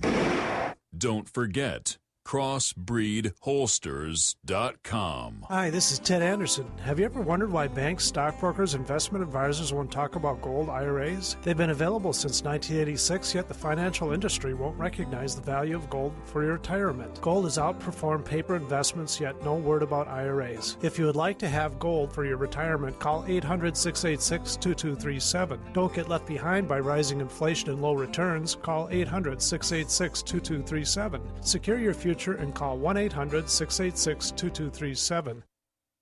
America's #1 source for independent talk radio for over a decade. We are the GCN Radio Network. This is Jerome Clark, author of the UFO Encyclopedia and other books. You're listening to the Paracast. We have Tim Beckley, Tim Swartz, Chris O'Brien's the co-host. I'm Gene Steinberg. You're in the Paracast. Chris, you had posed a question. Do you want to follow up with further information, or let's get an answer? Well, I think it's a pretty simple question. We do seem to see a lot of compartmentalization in the investigative field, or have seen this over the last, how many decades you want to go back. And I think we're all sensing that there's a kind of a move towards the thinking that there possibly is a connection between a lot of these divergent phenomena. What do you think, Tim Swartz? Are we looking at something that may have some sort of commonality, or are they all completely separate? Well, you're exactly right when you talk about compartmentalization, and that's one of the things that has really irritated me over the years with a number of other researchers, is that they have a tendency to get themselves stuck in a mindset. UFOs are nuts and bolts craft from Zeta Reticuli. Bigfoot is a hominid, a physical hominid living in the woods. There's no crossing the lines. I'm not going to investigate, anything outside of my belief systems, because I know it's not true. And, I've always taken the philosophy that, you have to listen to the reports. You have to listen to what the people are telling you, and to keep your own personal beliefs out of it, because belief is the enemy. But to really to answer your question there, Chris, I think that it does show, at least with my investigations, my research, and the research of others, there does seem to be and I'm going to use this word, for want of a better word right now, a paranormal aspect to certain kinds of UFO phenomena. Now, I'm not going to sit here and say that UFOs are strictly all paranormal, or UFOs are strictly all nuts and bolts spacecraft. I think that there's a good possibility that there probably are some UFOs that do represent extraterrestrial visitors. I've also tossed around the idea that UFOs could be time travelers, either from Earth's future or from an extraterrestrial race's future. But there's a lot of reports that smack right into the realm of the paranormal. people will have what seems to be a mundane UFO sighting. They see some lights in the sky, nothing too unusual. They go home, and the next day their house is invaded by a poltergeist, or all of a sudden, strange people, not necessarily the Men in Black, but along those lines, come knocking at the door trying to sell them magazines, but all they want to talk about is UFOs and things like that. So yeah, I mean, there does seem to be some kind of a connection between these. What that connection is, I don't know. I mean, there's been some pretty good investigation recently by Phil and Brogno, who you've had on the Paracast recently, talking about the jinn and other types of paranormal types of entities that seem to fall very closely into these parameters that people are reporting of their own experiences. Well, we did a book recently where we covered the dark side of ufology. Mm-hmm. It's called Round Trip to Hell in a Flying Saucer: UFO Parasites, Alien Soul Suckers, Invaders from Demonic Realms. In fact, we did a very nice interview with Chris. That's in there. Photographs that my friend Charlotte took while we were out at his palatial estate there in Arizona. Palatial estate. By the way, you should see his servants. We had a wonderful Gracie and Fred. We had a wonderful and Ethel and little Ricky. A wonderful afternoon and a great interview. And it's about the shape-shifting. We found out that not only we call them aliens, because what else do we call them? Right? Aliens have the ability to shape-shift, right? But that the craft do themselves. In fact, in this book, Tim Swartz has done a chapter that includes morphing UFOs. In a lot of occasions, and I found this at first very stunning, that I couldn't believe it. People were describing objects to me that actually changed shape in front of their eyes. I remember talking to two teenagers, about 16, 17 years old. They had a close encounter in Staten Island. Now, this gets away with the notion that only people living near swamps or in farmland or in the middle of Sedona have UFO sightings, because UFO sightings are reported all over the world, including right here in Manhattan. Anyway, these two teenagers. I was a teenager once too, Gene. So was you. And actually, anyway. I was never a teenager. I've always been as I am now. Okay. Anyway, they described seeing this, I think it was a ball-shaped object. It started out as twice the size of a basketball, and it was coming down in between the trees. And in fact, we took photographs of this area where it had apparently touched the trees and burned them or knocked them down or whatever. Not the whole tree, but, branches and stuff like that. They'd seen that many times before. It doesn't really prove anything. Could have been ball lightning, but I don't think so. It was in daytime, and it didn't. Usually ball lightning, as I understand it, kind of just burns itself out or explodes in the very short-lived phenomenon, where this lasted quite a while. Anyway, as the object rose into the sky, it changed from this ball-shaped object into a cigar-shaped craft before heading out over Staten Island. Okay, I was writing for UFO Report at the time. That was the prestigious UFO publication put out. This was a magazine, by the way, where you actually got paid for your articles. Oh, $500, Gene. I'm looking for a publication that'll pay $50 these days, But anyway, as I went along interviewing people, I found more and more people describing these objects changing shape. I did an interview. In fact, this is my best abduction case. And it's not as well known as Betty and Barney Hill or some of the others, but there was a gentleman by the name of Carl Higdon. And this experience took place in Wyoming. Mr. Higdon, I believe he was in his 40s at the time, was an avid hunter. He had gone out in his truck, like a 4x4, with an open hatch in the back there, and he had gone out hunting about 6 a.m. I don't know why hunters always start out early, but maybe the animals are half asleep or something. I don't know. But anyway, he started out at 6 a.m. to go elk hunting. He drove to an area that was a very just a grassy, like knoll or glade. Parked his vehicle because he saw some elk in the distance. Okay, he gets out of his truck. And he goes to move in on the elk and raises his rifle to shoot one of the elk that's off in the distance. At that point, just as he was about to pull the trigger, everything went dead around him. All the sounds of the ambient sounds of the sky and the air and the birds and the beast and whatever. It was like the world stood still. He managed to get off a shot at the elk. The bullet hit some invisible barrier or wall and fell to the ground. He actually, we did an article for UFO Report that was like 40 pages, but also it was a headline story in the Star because I was a stringer for the Star and the Inquirer at the time. Had the bullet and the casing. The bullet looked like it had been twisted out inside out, right? Okay, so he sees this while this is happening, and he's in like some zoned out state, right? Like the Oz factor. They refer to it in Australia, I know. He saw in the distance a craft. It was a box, a cube-shaped object. He said probably not more than 15 feet in diameter. Beside this object was a being, some sort of alien being.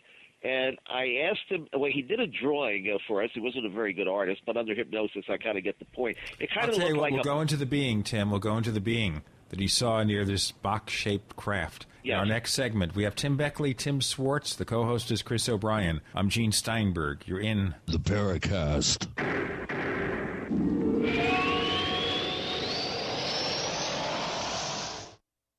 Are you ready to order the official Paracast t-shirt? You asked, we answered. We're now taking orders for the official Paracast t-shirt. It comes in white, 100% cotton. The front of it features the same logo that we have on our community forums. On the back it says, separating signal from noise. To order the official Paracast t-shirt, here's all you have to do. Visit our new online store at store.theparacast.com. One more time, that's store.theparacast.com. You can use a major credit card to place your order for the official Paracast t-shirt. Hey neighbors, we have one more thing to talk about, and that's more merchandise at the official Paracast store. We have hats, we have jackets, we even have a flip video camcorder customized with the Paracast logo at the official Paracast store. It's all now available at the official Paracast store, store.theparacast.com. Spring and a new growing season are here. Plan a healthy garden easy and fast with OrganicaSeed.com. Easy because OrganicaSeed.com offers one of the largest online selections of organic, heirloom, non-hybrid, and untreated seeds, as well as tobacco and cotton seeds at low prices. Go to OrganicaSeed.com, spelled OrganiCA seed.com. OrganicaSeed.com. Remember, Organica Seed is healthy seed.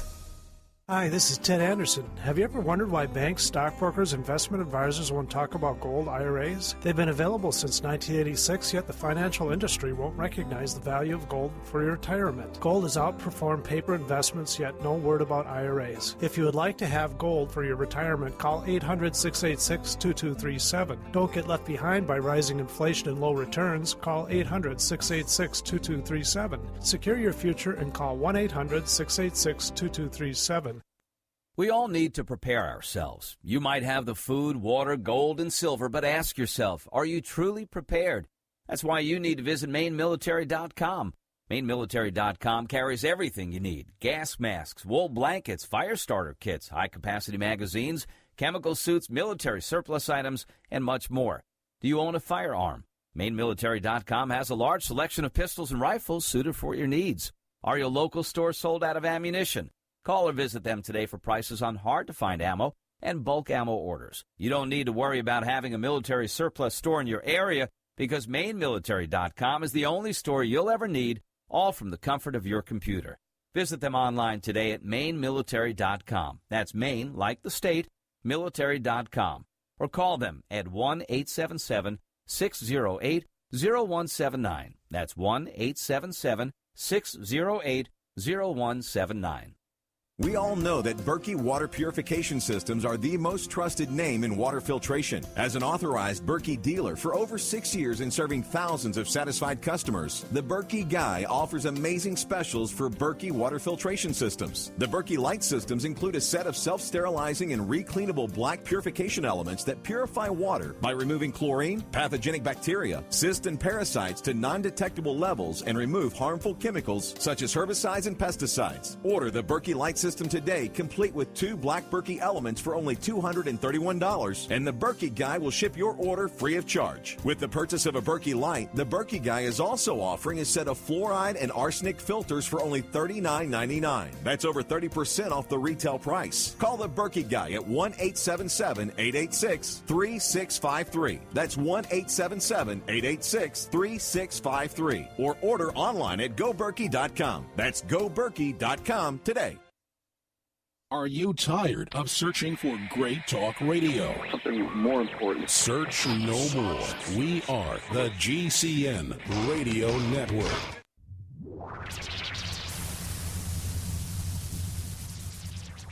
We want to hear from you. If you have a comment or question about the Paracast, send it to news@theparacast.com. That's news@theparacast.com. And if you want to catch up on past episodes, we have hundreds of shows for you to download direct from theparacast.com. That's theparacast.com. Or check us out on iTunes. We're exploring a strange encounter involving an entity, a being. Okay.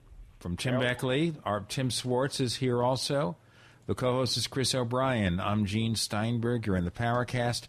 Tim, we had to interrupt you there, but tell us more about what happened. What about this being? Carl Higdon, he sees this square-shaped, cube-shaped object, a being standing in front. The peculiar thing about the being, he was kind of humanoid-looking, but he had hair like a punk rocker. It was like straw, kind of just very blonde-looking and stood up in the, just very stiff.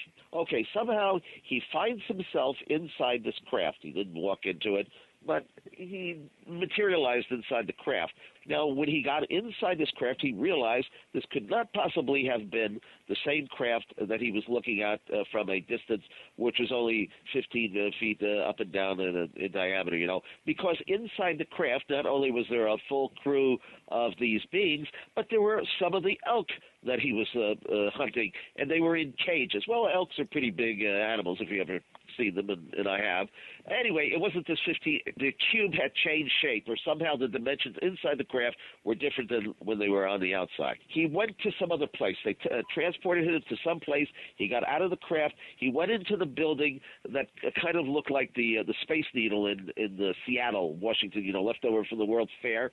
They put him on a machine that was like a scale, but he could tell that it was measuring something else, his bodily fluids, whatever, because this is part of the experience. And while he's on this machine, this looks like kind of a scale, like you would put your quarter in the pharmacy or something and stand on it with the weights and the measures and the whole bit.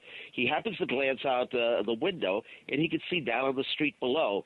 There are these beings traveling along on the mobile streets, like conveyor belts, like you see in the airport, where you get on, you don't have to carry your suitcase, you get on the conveyor belt and just let it take you where it's going, or where you're going. He sees mingled in with these strange beings with the punk rock hair, what look to be earthlings, and they're kind of just mingling in with society, with this alien society, and going about their business, whatever their business is.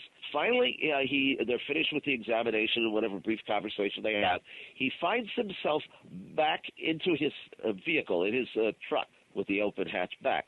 Now, before he got back down to planet Earth, they told him that they were going to transport him back into the truck. Well, he found himself in the truck, but the truck had moved. It had moved from the grassy knoll area back into a very marshy area. He managed to use his CB radio to call the police.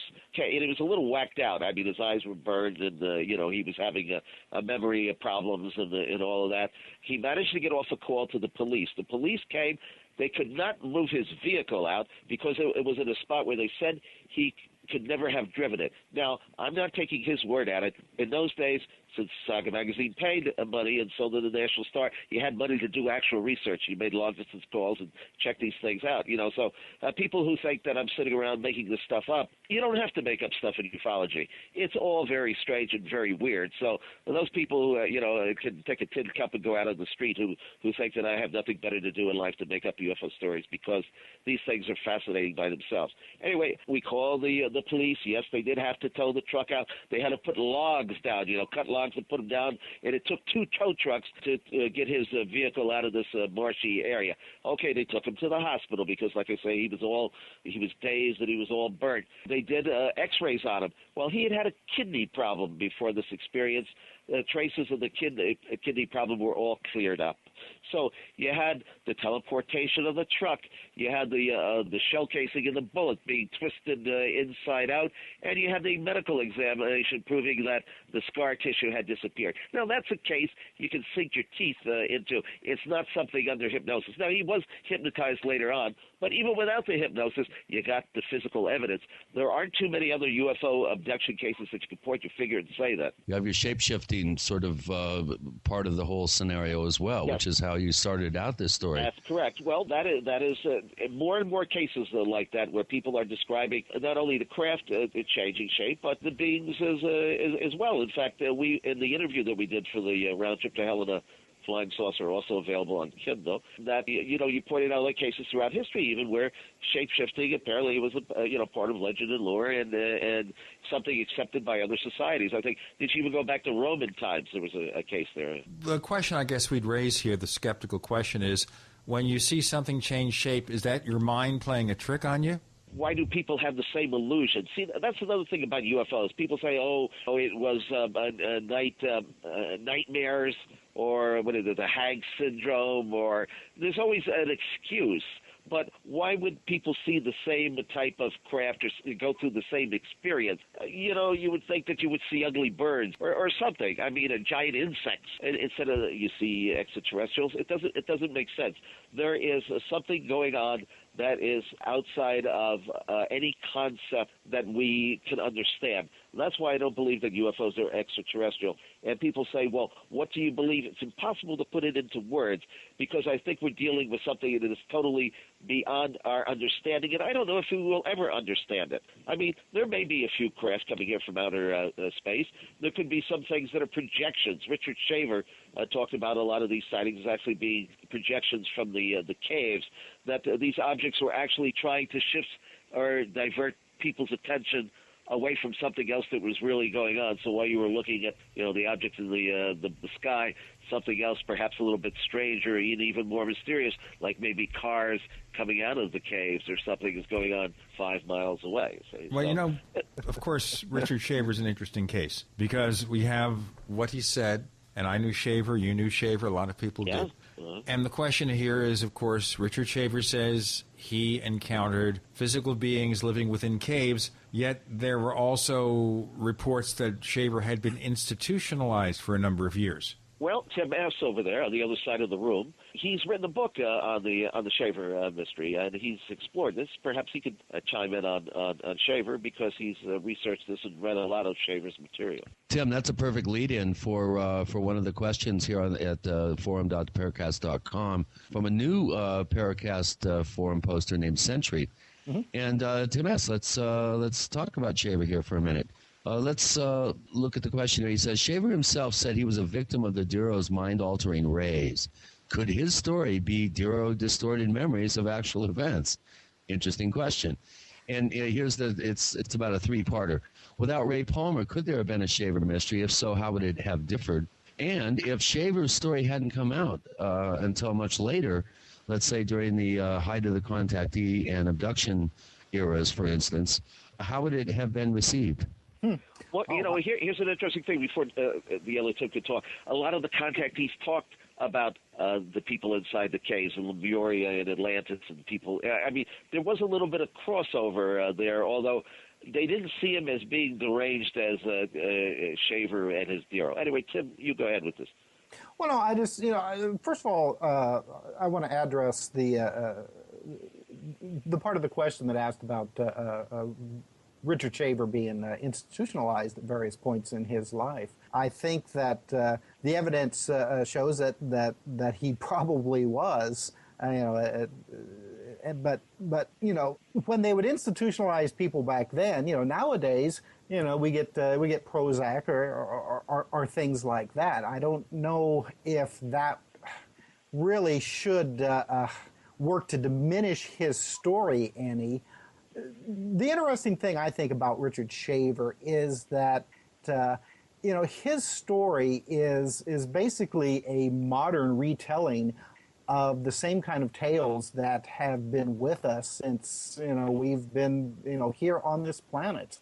That there is another race that lives underground with us, and in fact, some ancient societies believe that our genesis came from inside the earth. I mean, if we didn't come from the stars, then we came from the caves, and I think that Richard Shaver was taking these stories and giving them a modern twist. Of course, his stories came out initially in the early 1940s, but I mean they've continued and perpetuated since that time. And if we hadn't had the modern UFO era come about, which started in 1947, even though we've had UFO reports from the beginning of time as well, we probably would be talking about the unknown creatures from the caverns. I'll tell you what, we'll get into more unknown creatures and lots more coming up. We have Tim Swartz, Tim Beckley. I'm Gene Steinberg. The co-host is Chris O'Brien, and you're in the Paracast.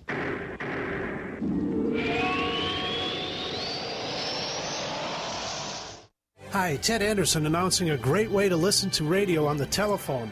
By calling 760-569-7700, you'll be hearing GCNlive.com programs in seconds. Come to GCNlive.com, find your favorite host's dedicated phone number, and hear them 24/7. You heard me right. Every show has a dedicated phone number. Stop by GCNlive.com and bookmark their number today. And again, that's 760-569-7700.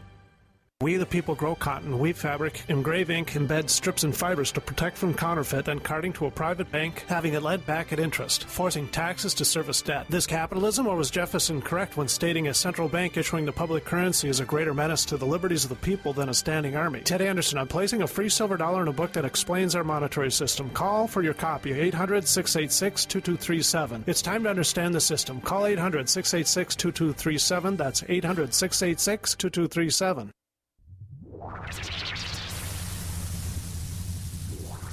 Welcome back to the Paracast, the gold standard of paranormal radio. And now, here's Gene Steinberg.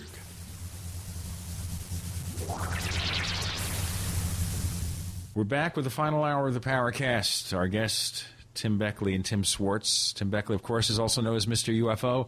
Our co-host is Chris O'Brien. I'm Gene Steinberg. One thing before we go on with the final segment here, and we do have questions coming from our audience still, and that is, Tim, where do we find more of the things that you do? Well, let me see. ConspiracyJournal.com would be the best place. Also, when I tell people, go to Amazon, type in my name, Timothy Beckley, type in Commander X, type in Tim Swartz, type in Sean Castile. You'll find about 200 books that we have either worked on or published. If you order them from us, we have a little bit better price, and we throw in free CDs and DVDs. We have a huge collection of stuff. I've traveled all over the country, and I've interviewed people, and it's kind of my unfair, unbalanced, unedited series. That's what I call it, and give them out with all our orders. We've got a huge collection. One of the books we've done recently is the reprint of Frank Scully's Behind the Flying Saucers with 4 new chapters on the Aztec update. So we've got everything, no matter what your interest is. Don't be ashamed or shy. Contact us at conspiracyjournal.com. Click on the free subscription banner, and we'll load you down with all kinds of fascinating stuff, and we won't even charge you, but buy a book every once in a while to keep us going. Where do we go from here? Chris, you have questions from the audience. Well, going back to the Shaver mystery and the timing of how all this information came out, what role do you think Ray Palmer played in it. I think we all kind of know the role that Palmer played, but if he hadn't been involved, do you think the story would have ever got traction? Oh, I don't think so. I think Ray Palmer, he saw the potential in Shaver's stories, and he ran with it. Now, we all well know that Palmer sweetened up Shaver's writings quite a bit. And in fact, I'm absolutely positive that a lot of Shaver's stories that were printed were probably ghostwritten by other, probably better writers than Shaver ever was. Yeah. Well, I of course had corresponded with Shaver. In fact, every week he would send me a box of dirt taken from his backyard, which contained rocks. Now, he claimed if you saw the rocks, sawed the rocks in half, you were actually able to see pictures of this ancient race. It was kind of like a storybook or a crystal, as he explained it. And by cutting it in different planes and different angles, you could actually, if you knew how to view them properly, you could actually see this whole kind of like pictographs, Gene, like on the cavern walls and things like that. I don't know. At the time I thought, well, this is wacky. It doesn't work. And my mother hated it because along with the box of rocks and dirt came a few worms and God knows whatever else. Every week they were delivered to the post office, and he was a fascinating character. There's no doubt about it. Now, Palmer did polish his work. There's no doubt about that. But, stories of cavern dwellers and people living inside the earth go way back. There were many books that were written on the subject. In fact, we've reprinted a few of them going back to around 1840. It's part of the Mormon belief system, actually, that there are beings in a world inside the earth. Tibetans believe in that as well. They call it a Gartha. We've reprinted so far 10 of the 16 volumes of the Hidden World series, where Richard Shaver, Ray Palmer lays us on the line, and a lot of the readers of Amazing Stories and Palmer's early publications have contributed letters about hearing the voices and being inside the caves. And recently, we just came across an entire collection of lost Richard Shaver articles that haven't been published since around 1945, so we're including some of those as well. But a fascinating man. People think that he was hallucinating or he was a madman. Well, he might have been a madman, but I think he was onto something. I would say that we do have dwellers beneath our feet, whether they are in physical form or part of this interdimensional realm as yet to be seen. But there have been many cases where cavern explorers with no knowledge of Shaver or of any of this have run into these little beasties underground. In fact, Gene and Chris, the Shaver mystery is very big in Japan. How would you explain that, right? There are websites devoted to the Shaver mystery, and even a science fiction horror movie that's been done where somebody gets lost in the subway system under Japan and run into the Dero, and they have a conversation about Shaver. Well, Tim, there's also been a resurgence in interest in the basic ideas that Shaver brought about. I mean, you have the late Mac Toney's book, The Cryptoterrestrials. Yeah. And even though he doesn't go, and specifically say that, they could be coming from the inner Earth, that's one of the implications of this book. Walter Bosley. I mean, Michael Mott, of course, has been on the show, and even Paul Benowitz. You take all this mysterious stuff, the cattle mutilations and all going on around Dulce and New Mexico. Paul Benowitz actually took photographs of objects that he said that there were doors that actually opened to a vast cavern system there. And we published on the back of his Benowitz papers a photograph of 3 objects seemingly going into the cavern wall. Yeah, the whole UFO phenomenon has really been interconnected with the whole hollow earth and caverns beneath our feet idea almost from the very beginning. I mean, Ray Palmer was one of the first to put that connection together. Let me ask you a question, though, about Palmer. We mentioned Palmer a couple of times.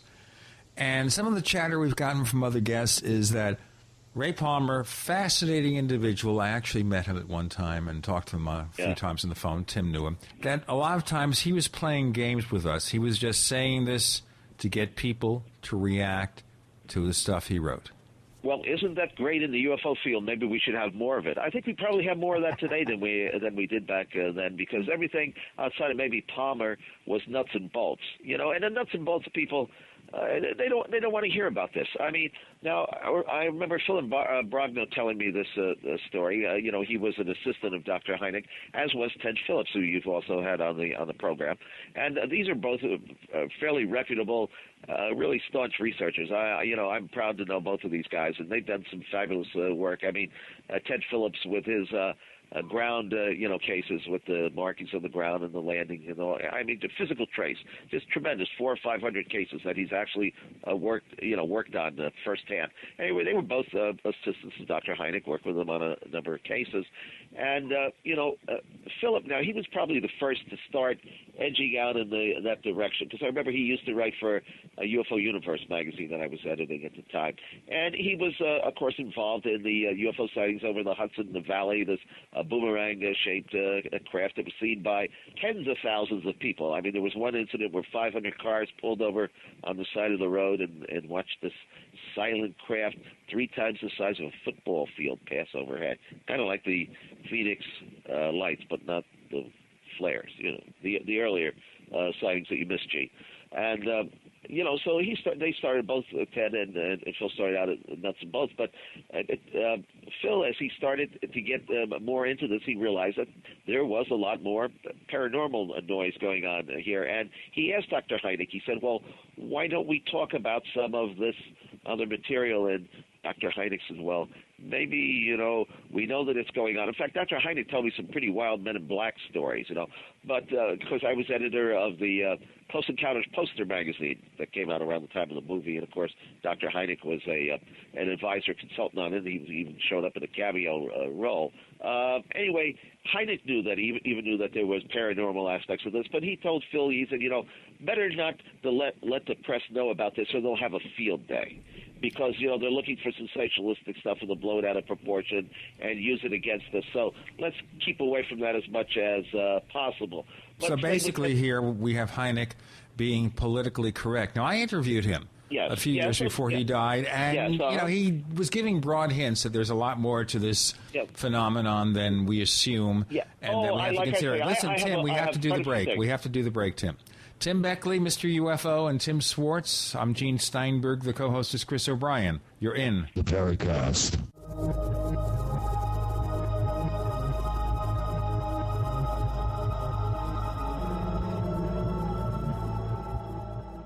You expect professional service from your doctor, your accountant, and even the girl who takes your morning coffee order. Why not from your domain registrar, too? Namecheap.com provides stellar service with no sneaky upselling. We offer more features and security options for your website than there are ways to order a latte. And new domains come with WhoisGuard to protect your personal info. At Namecheap.com, you can get your domain for as low as $2.99. Now is a great time to get to know Namecheap.com. For 58 years, Fate has provided true reports of the strange and unknown. Fate brings you the latest in all aspects of the paranormal, like angels and miracles, psychic phenomena, ghosts, UFOs, and much, much more. To receive your complimentary Fate magazine, call now at 1-800-728-2730 or visit their website at www.fatemag.com. That's 1-800-728-2730. What are you waiting for? Your fate awaits. Are you wondering about your retirement portfolio? Are you confident that the financial advisor is experienced enough to combat climbing interest rates, taxes, and inflation? Stop guessing and go to the expert, Robert Chapman of the International Forecaster. When you subscribe to the International Forecaster, you get Robert Chapman's 45 years of experience and concise investment recommendations. Who needs sugar-coated excuses when you can get the cold hard facts and proven investment leads you can't get anywhere else? For a free introductory copy to Robert Chapman's International Forecaster, subscribe now at theinternationalforecaster.com or call 877-479-8178. Experience the difference When you subscribe, you can email Robert Chapman directly to obtain investment advice tailored just for you. Don't wait another minute. Subscribe today at theinternationalforecaster.com or call 877-479-8178. That's 877-479-8178. If you own a septic system or if you're facing costly septic system replacement, this message is for you. When you want to stop paying for pump outs and avoid backups, when you've had enough of the foul odors and costly repairs, use BioSafe One Septic Solution. Now there's an easy-to-use 100% guaranteed answer to all your septic system problems. BioSafe One Septic Solution. BioSafe One is patented and made specifically for all septic systems and made by the same team of scientists who helped clean up the Exxon Valdez oil spill. BioSafe One decontaminates and removes sludge, stops costly pump outs and repairs, and removes septic system stench, all with a 100% success rate. See what gives BioSafe One Septic Solution the advantage over any other septic product at biosafeone.com. That's BIOSAFEONE.com. biosafeone.com. Or call toll-free 1-866-424-6663. That's 1-866-424-6663. BioSafe One, the guaranteed bio-friendly, money-saving way to clean your septic system. Dr. David Berry has provided excellent advice for all those interested in practical economics and sound money. It's certainly worth reading. That's what Congressman Ron Paul said about Cha-Ching Wisdom, 123 Practical Universal Truths About Money, the new book by Dr. David Berry. The cool part of this book, certainly it'll speak to you personally, your life, your lifestyle, your money, your investments, but it also can be generalized into the nation, what's going on as a nation. We do these same things personally that we do as a nation. Dr. Berry's book, Cha-Ching Wisdom, presents many facets of your relationship with the once almighty dollar and how current national and international politics affect your daily life. Some of the other things are about that. They're not just economic, they're philosophical. There's psychology involved in this book. There's philosophy involved in this book. Read Cha-Ching Wisdom by Dr. David Berry, only $9.95, available at chachingwisdom.com. That's CHACHING wisdom.com. chachingwisdom.com. The GCN Radio Network, providing the world with hard-hitting talk radio. GCN. Great talk radio starts here.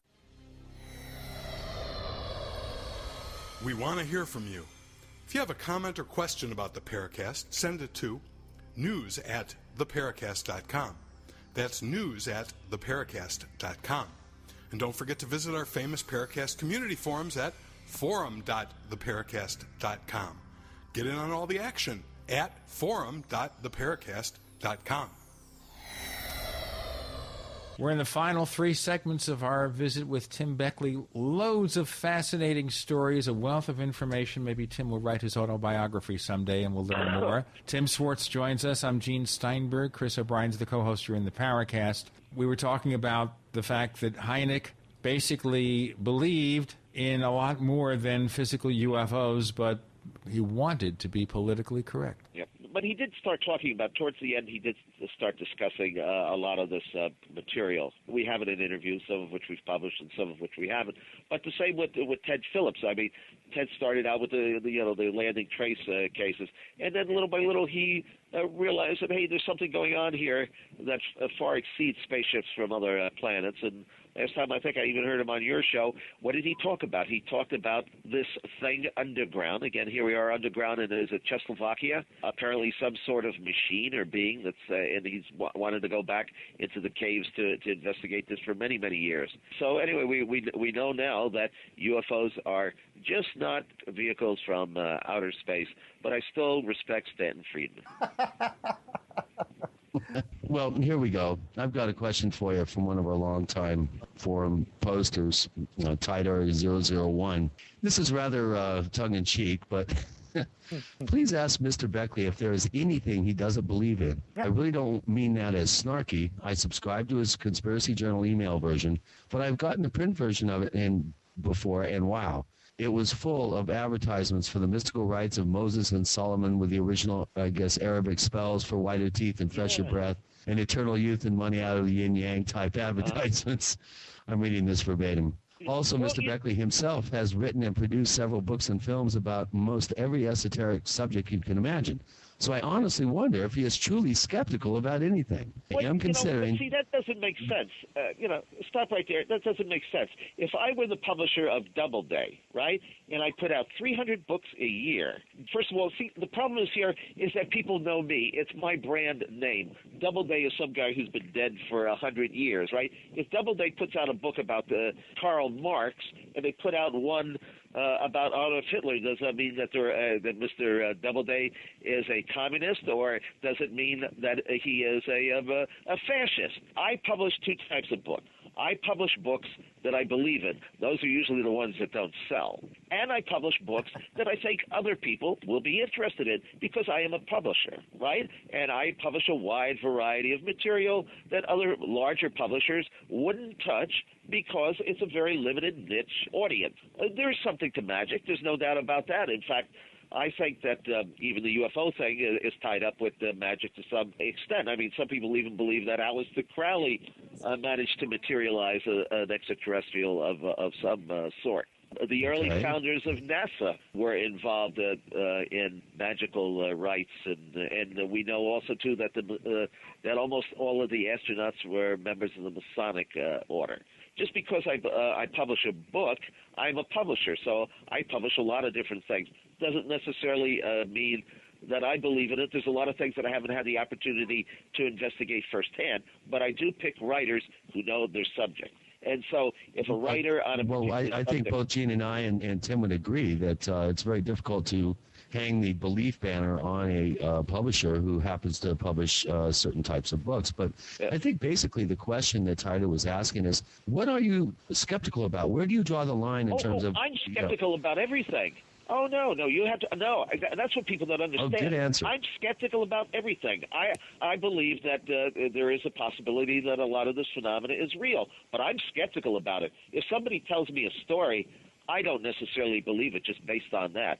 No, but I enjoy the company of people. I like the contactees better personally than I do the nuts and bolts people, because I don't want to hear about this all day and all night. I have other interests. I'm interested in rock and roll. I produce bands. I'm Mr. Creepo. I do low-budget horror movies, So I have a lot of interests. I like to read on a lot of subjects. I like to find out. I'm an investigative journalist, see? I wrote a lot of articles, like I say, for the tabloid. Doesn't mean that people say, oh, you believe Bill Shatner's story about his experience with the MIB in the desert while he was out on the motorcycle, and now he says, well, he just made it up to tease or to get some interest from the journalists. Well, he would make up any story as he went along, and I realized that. So I don't put the whole UFO phenomenon on the back of Bill Shatner. Just because he says something that turns out it isn't true doesn't mean that I don't believe everything else. I'm going to report a story. Yeah. That's a very good answer, and it dovetails. You have to decide for yourself. It's all up to the individual, and that's where I leave it. Here is the material. It's the best that can be produced, and you decide. So why should I not publish a book if somebody is going to be interested in it? Now, there's some things that I wouldn't probably publish, like a Billy Meyer book or something by Laurelians, because I'm not into cultism in that sense. Anybody who says, I am the only representative of the space people, or I'm the only one who has a contact and everybody else is a fake, well, I don't buy that. I just don't buy that. I'm sorry. Yeah, if anybody comes to you and says that they have the ultimate answer, that they know definitively what's going on, I'm going to be skeptical. I mean, it's just, there's just too much going on for any definitive answer right now. So I run the other way. I don't want to get slimed or possibly linked in with that sort of thinking. How you just answered the question, Tim, is very interesting because it dovetails nicely into another question by Angelo, one of our moderators at the forum.theparacast.com. Angelo is one of our resident healthy, open-minded skeptics. Good. And he's wondering, and this is a really good question. I've never had anybody ask me this, but here's one for both of you. Please ask the Tims if there are any cases that people still hold up as real, even though they've been explained or proven as hoaxes. Yes, I have one. Well, Billy Meyer would be obviously the classic one. Here is a very famous case, and I have an explanation for it. And it's a photograph. It was a photograph that was taken over, I believe it's Tulsa, Oklahoma, back around the flap of 64, taken by a young boy by the name of Alan Smith. He claims he saw this strange light. He was with his father, saw this strange light in the sky. Took a photograph of it, okay? A couple of weeks later or a week later, he goes to pick up the film. When he gets the film back, the photos are blank. Well, you know darn well if you take photographs at night, they're going to be blank, right? I mean, most of the time. That's why people say, oh, you can't, you know, like, why didn't you take a photograph of it? Well, most of the photographs, if you take them, especially at night, if there are lights in the sky, you ain't going to get anything. Anyway, he looked at the negatives closely, and he saw a smudge or something on the negative, and he took it back to the processor and said, blow this up, make a print of it. So they made a print, and this is a very famous photograph. It shows a tri-colored object. It's, I believe, red, blue, and green. Well, this has been touted about as an authentic photograph. Well, it isn't. I was going through a copy of Playboy magazine, of course, just to read the articles, many years ago. There is a painting in there by an artist that goes back to around 1920. I can't remember his name offhand. I'll tell you what, we'll get to the painting in a moment, Tim. Okay. And don't forget to send us your cards, letters, or emails, mostly emails. Send them to news@theparacast.com. Once again, that's news@theparacast.com, where we read every message we get. We have Tim Beckley, Mr. UFO, Tim Swartz. The co-host is Chris O'Brien. I'm Gene Steinberg. You're in The Paracast.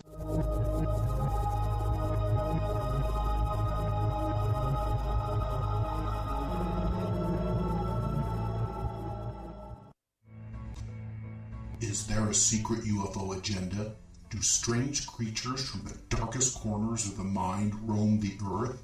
Is there evidence for mind control, time travel, or devious government conspiracies? Find out the inside scoop on the latest conspiracies, paranormal activity, and Fortean phenomena when you subscribe to Tim Beckley's Conspiracy Journal. It's jam-packed with stories, special book and DVD promotions, and the best news, it's absolutely free, sent right to your mailbox.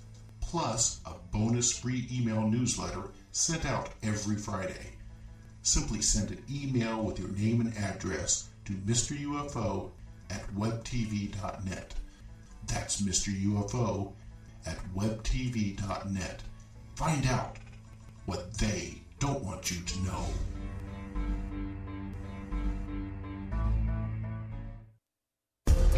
GCN listeners, why have you been hearing so much about Dermatol, the all-natural, all-purpose first aid spray? Because it's the must-have first aid product you need in your preparedness kit. Dermatol is made in America by Americans who know there's a more affordable, natural way to treat cuts, burns, bites, rashes, shingles, boils, and many other skin problems. Dermatol is gentle enough for diaper rash, powerful enough for bed sores, and harmless to the eyes and mouth. It's great for the whole family, even your family pets. Dermatol is antimicrobial, antifungal, antiviral, and not diminished by freezing, extreme heat, or years in storage. Dermatol is an absolute must for any first aid or preparedness kit. Dermatol's soothing, rapid restoration of injured skin is so effective, it's guaranteed. Order yours today. Call 800-217-6677. 800-217-6677. That's 800-217-6677. Efficient, economical, effective. Spray it all with Dermatol. We all need to prepare ourselves. You might have the food, water, gold, and silver, but ask yourself, are you truly prepared? That's why you need to visit MaineMilitary.com. MaineMilitary.com carries everything you need. Gas masks, wool blankets, fire starter kits, high-capacity magazines, chemical suits, military surplus items, and much more. Do you own a firearm? MaineMilitary.com has a large selection of pistols and rifles suited for your needs. Are your local stores sold out of ammunition? Call or visit them today for prices on hard-to-find ammo and bulk ammo orders. You don't need to worry about having a military surplus store in your area because MaineMilitary.com is the only store you'll ever need, all from the comfort of your computer. Visit them online today at MaineMilitary.com. That's Maine, like the state, military.com. Or call them at 1-877-608-0179. That's 1-877-608-0179. The food storage industry leader has done it again. Introducing FDG Clubs and Survival Bucks from the Freeze Dry Guy. For over 39 years, the Freeze Dry Guy has served various government agencies and the private sector with the finest in storable foods and emergency rations. If you've wanted to build emergency food supplies but couldn't afford it, now you can. Go to freezedryguy.com, click on products, and look for the Freeze Dry Guy Clubs to pay as you go. Now you can build food storage without going into debt. Choose from a payment range of $95 to $450 per month. month. Our clubs work with everyone's budget. Plus, when you join Freeze Dry Guy clubs, you'll get additional rewards. For example, this month, get 10% back in survival bucks on all purchases in the Freeze Dry Guy product line, plus free shipping within the lower 48 states on any order amount. Hurry, go to freezedryguy.com or call 866-404-3663. That's freezedryguy.com or call 866-404-3663. The Freeze Dry Guy, the best you can buy. America's #1 source for independent talk radio for over a decade. We are the GCN Radio Network. Hello, this is John Burroughs, one of the witnesses to the Rendlesham UFO incident. You're listening to the Paracast, the gold standard of paranormal radio.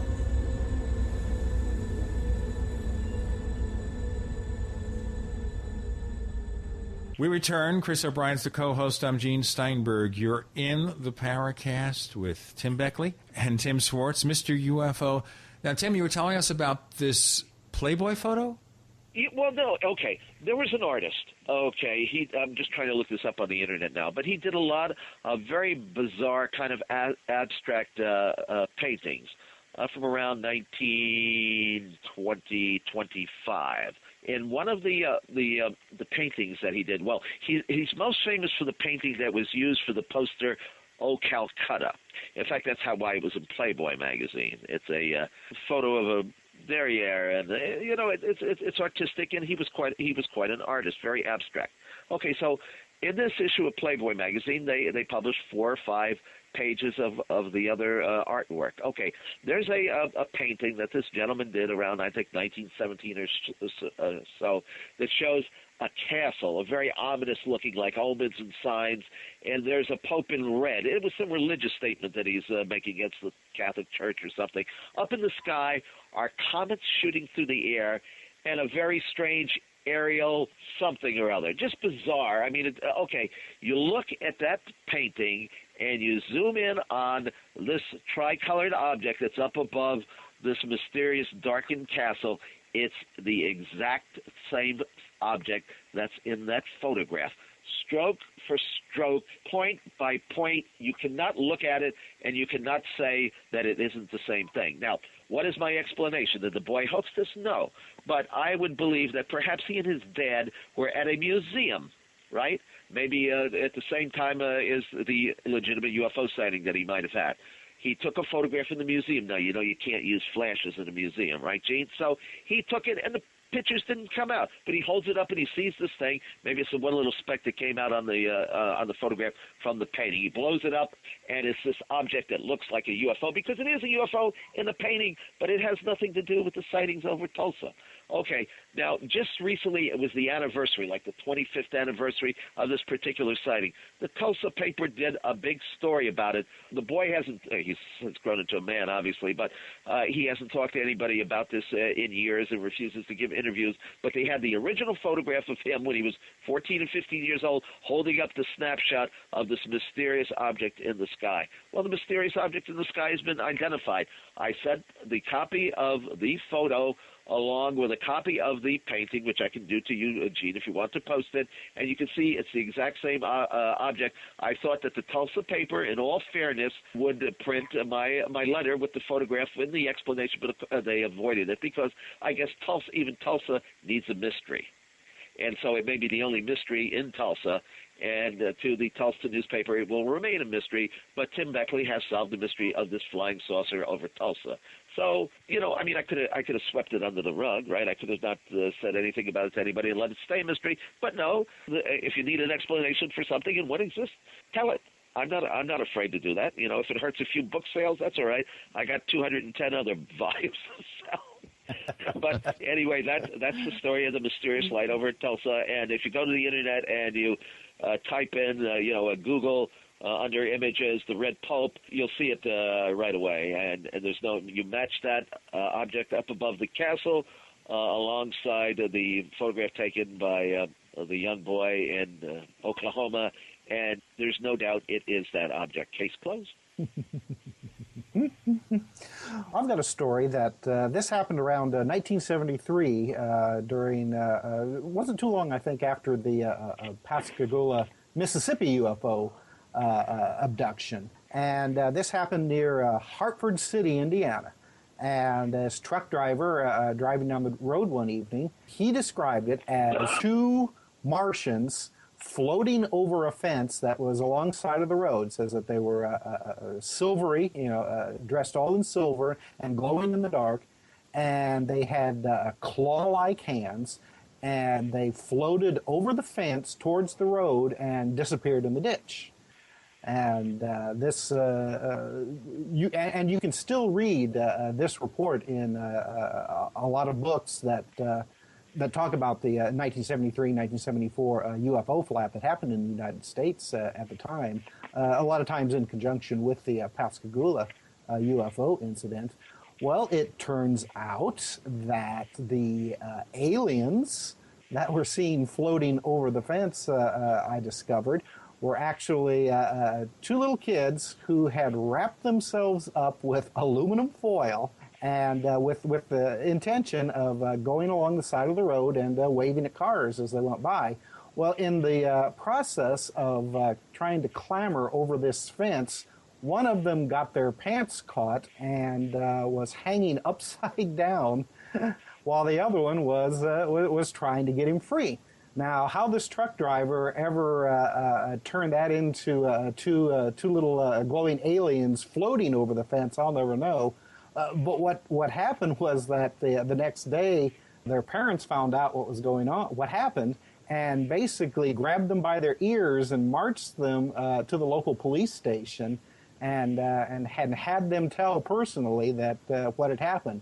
Well, by this time, of course, the story had gotten out about the report of the truck driver, but strange as it is, the story about what really happened never really got any press time, which to me is really funny, because anymore, if you read about a report, UFO reports in the newspaper, almost inevitably the next day there'll be a follow-up story where somebody will say, "Oh yeah, well, it was just some guy who attached some road flares to a kite and was flying in above the road," and something like that. It's a lot of times an explanation that seems to be even more far-fetched than the actual UFO report itself. But anymore, the media does not like to exist in a vacuum. They like to have a cut and dry answer as quickly as they can, and so they'll glom on to usually the first explanation, no matter how far-fetched it is. Anymore, it's weather balloons with flares attached, or kites with flares attached, that sort of thing. Swamp gas. Swamp gas, yeah. Well, Tim, have you had any personal experiences other than, I think you mentioned a few UFO events. Have you ever had any visitations by MIBs? Have you ever experienced some sort of haunting phenomena or any other strange so-called paranormal events? Which Tim is this? You, Tim Swartz. Tim Swartz? Okay. I've had a few UFO sightings, mostly just lights in the sky at night. And, when it comes to lights in the sky at night, that can be almost anything. So, I really can't say that, they were definitive UFO sightings. Now, just recently, it was last... the day right after Memorial Day, about 10 o'clock at night, I let my dog outside, and to the southwest of me was an extremely bright red light in the sky. The way I would describe it would be like a traffic light, the red part of the traffic light, like an LED light hanging in the sky. And that's all it was. I mean, it was just this steady red light just hanging there. It was a distance away, you could tell, but it was extremely bright, unlike any airplane lights that I have ever seen before. And I'm very familiar, with all airplane lights. It was just this single bright red light, and then all of a sudden it just flicked itself out and it was gone. And I even stood outside and waited for a while to see if there was an aircraft passing overhead, but nothing flew overhead. So I have no explanation for that. Now, I'll tell you what, we'll get into more stuff in a moment. That's Tim Swartz. We also have Tim Beckley. The co-host is Chris O'Brien. I'm Gene Steinberg. You're in the Paracast.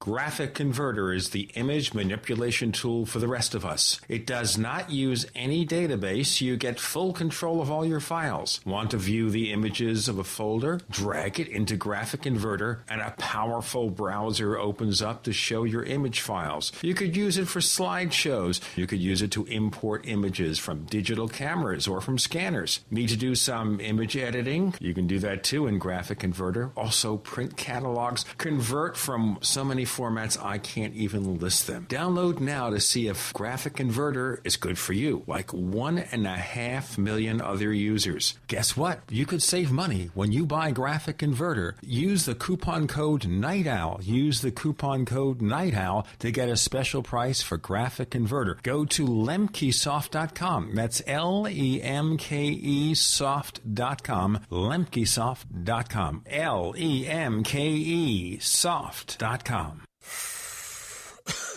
Are you still a traditional smoker? Now experience a new lifestyle and try vaping with e-cigarettes by LeSig. Imagine no ashes, stains, nasty smell, or coughing and hacking. With LeSig e-cigarettes' revolutionary microelectronic technology, rechargeable battery, and unique replaceable cartridge, you'll get all the benefits and satisfaction of smoking without the hazards. Choose your taste from a wide variety of our new American-made vape-free e-liquids at LeSig.com. And LeSig smokes the competition by serving thousands of worldwide customers with real people customer service, fast, free, same-day shipping, and a 30-day warranty and satisfaction guarantee. So are you ready for a new vaping lifestyle? Then call 870-518-4307. That's 870-518-4307. Or visit LeSig.com, spelled LECIG.com. LeSig e-cigarettes for today's modern smoker.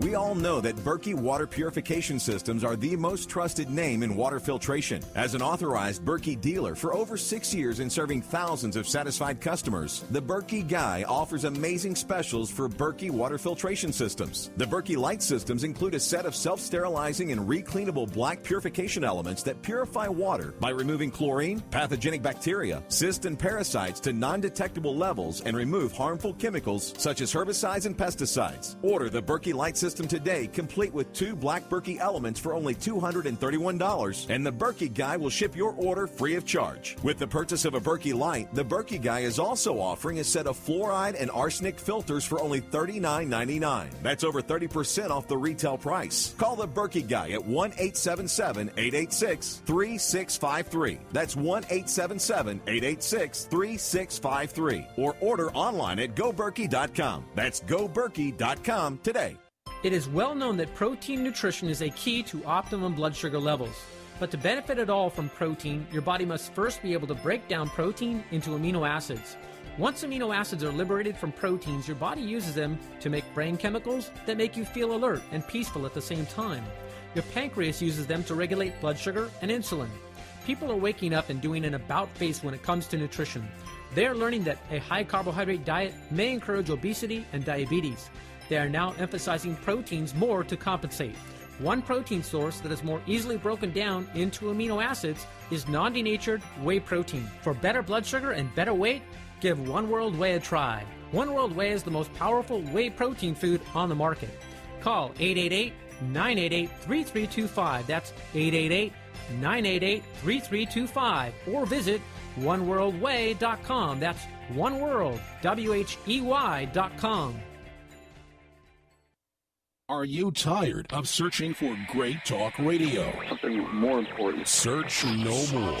We are the GCN Radio Network.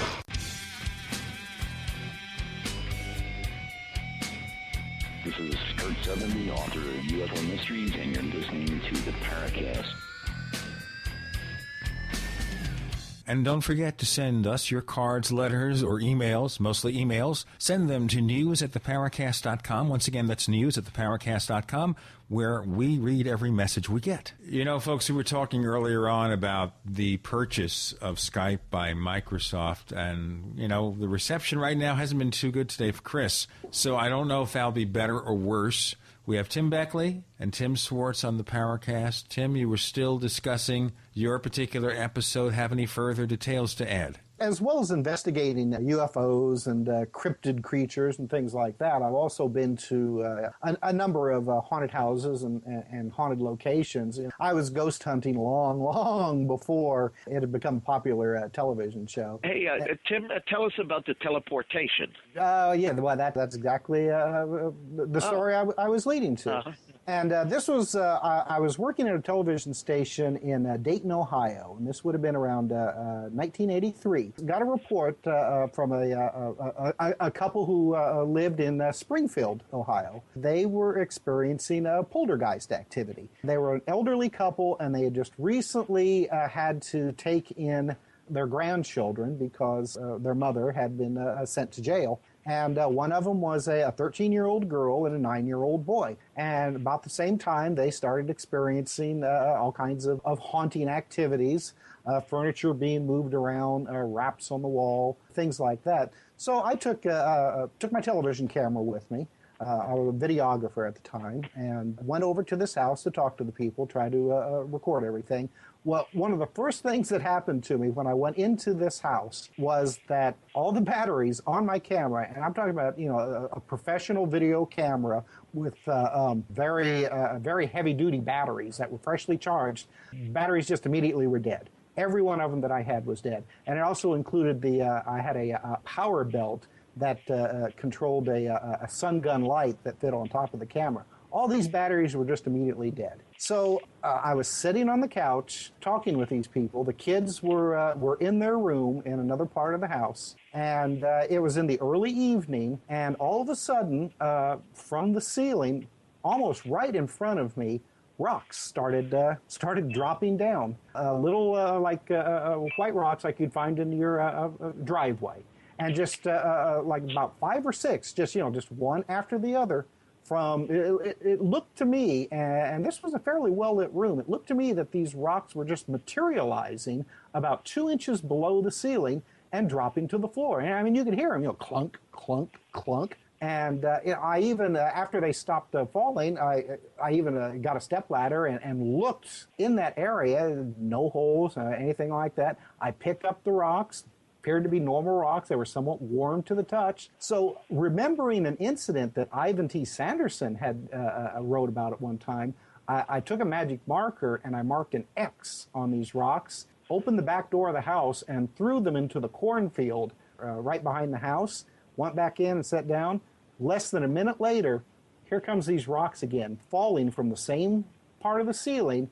Each one had the very same X on it. So I still have these rocks in my possession, by the way. I have no explanation for what was going on. I wish that I had been able to capture this on video or on camera, but that seems to be the way of the beast, so to speak, when it comes to these kinds of activities, is that it seems to know when you're going to have the camera out or looking directly at it, and then it proceeds to go someplace else. Chris, you have some more questions because we're running out of time. Yeah, Tim Beckley, that leads us to a final question that we have here from our forum posters.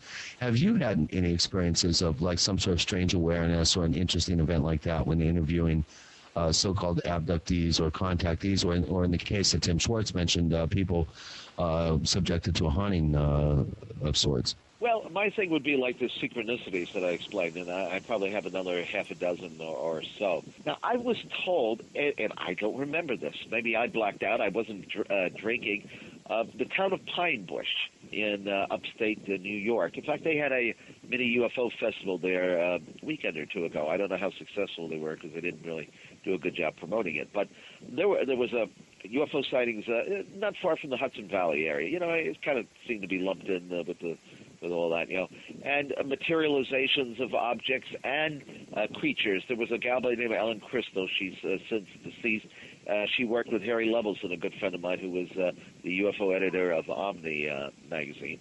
And they were having all kinds of sightings up there and landings. And she did a UFO book. It was kind of, Pine Bush was kind of like the UFO Central.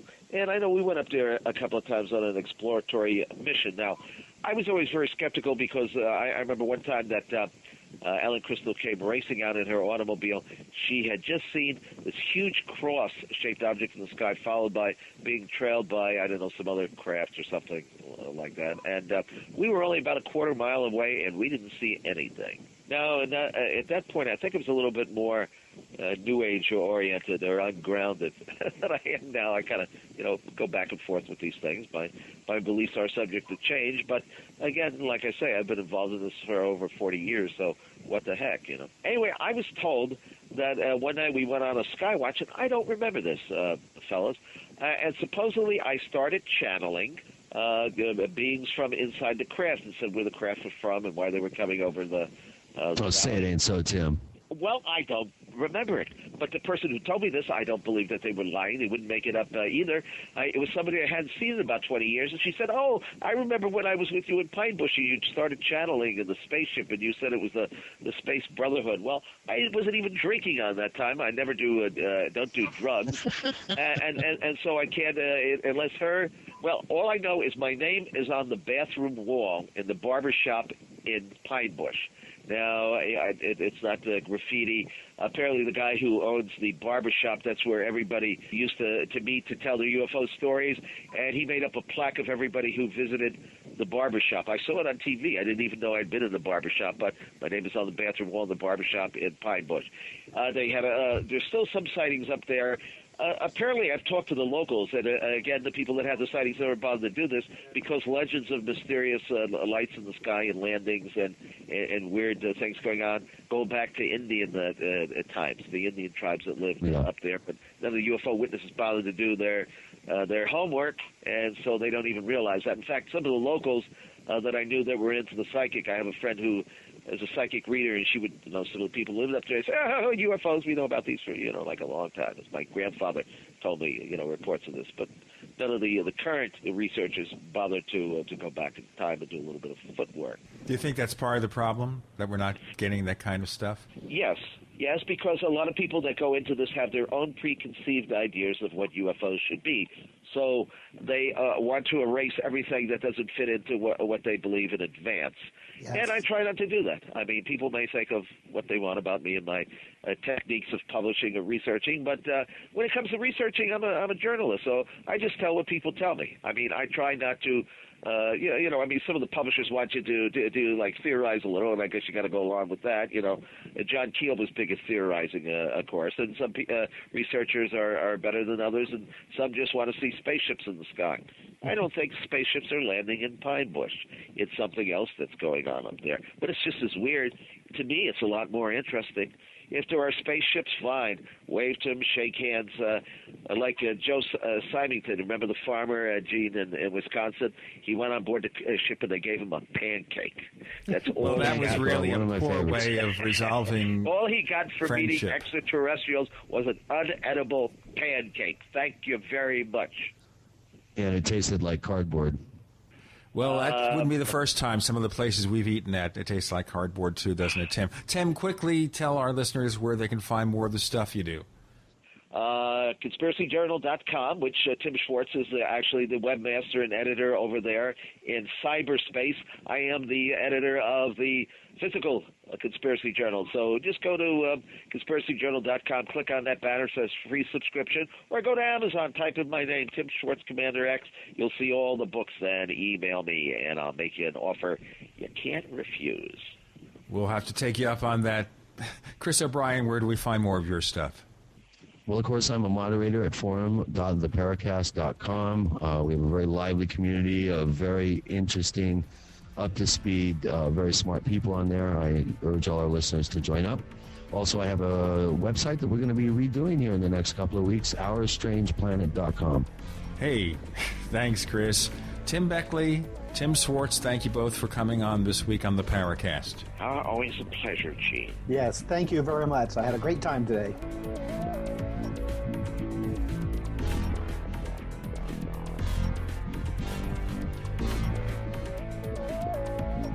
Paracast is a copyrighted presentation of Making the Impossible Incorporated. Tune in next week for a new adventure in the Paracast.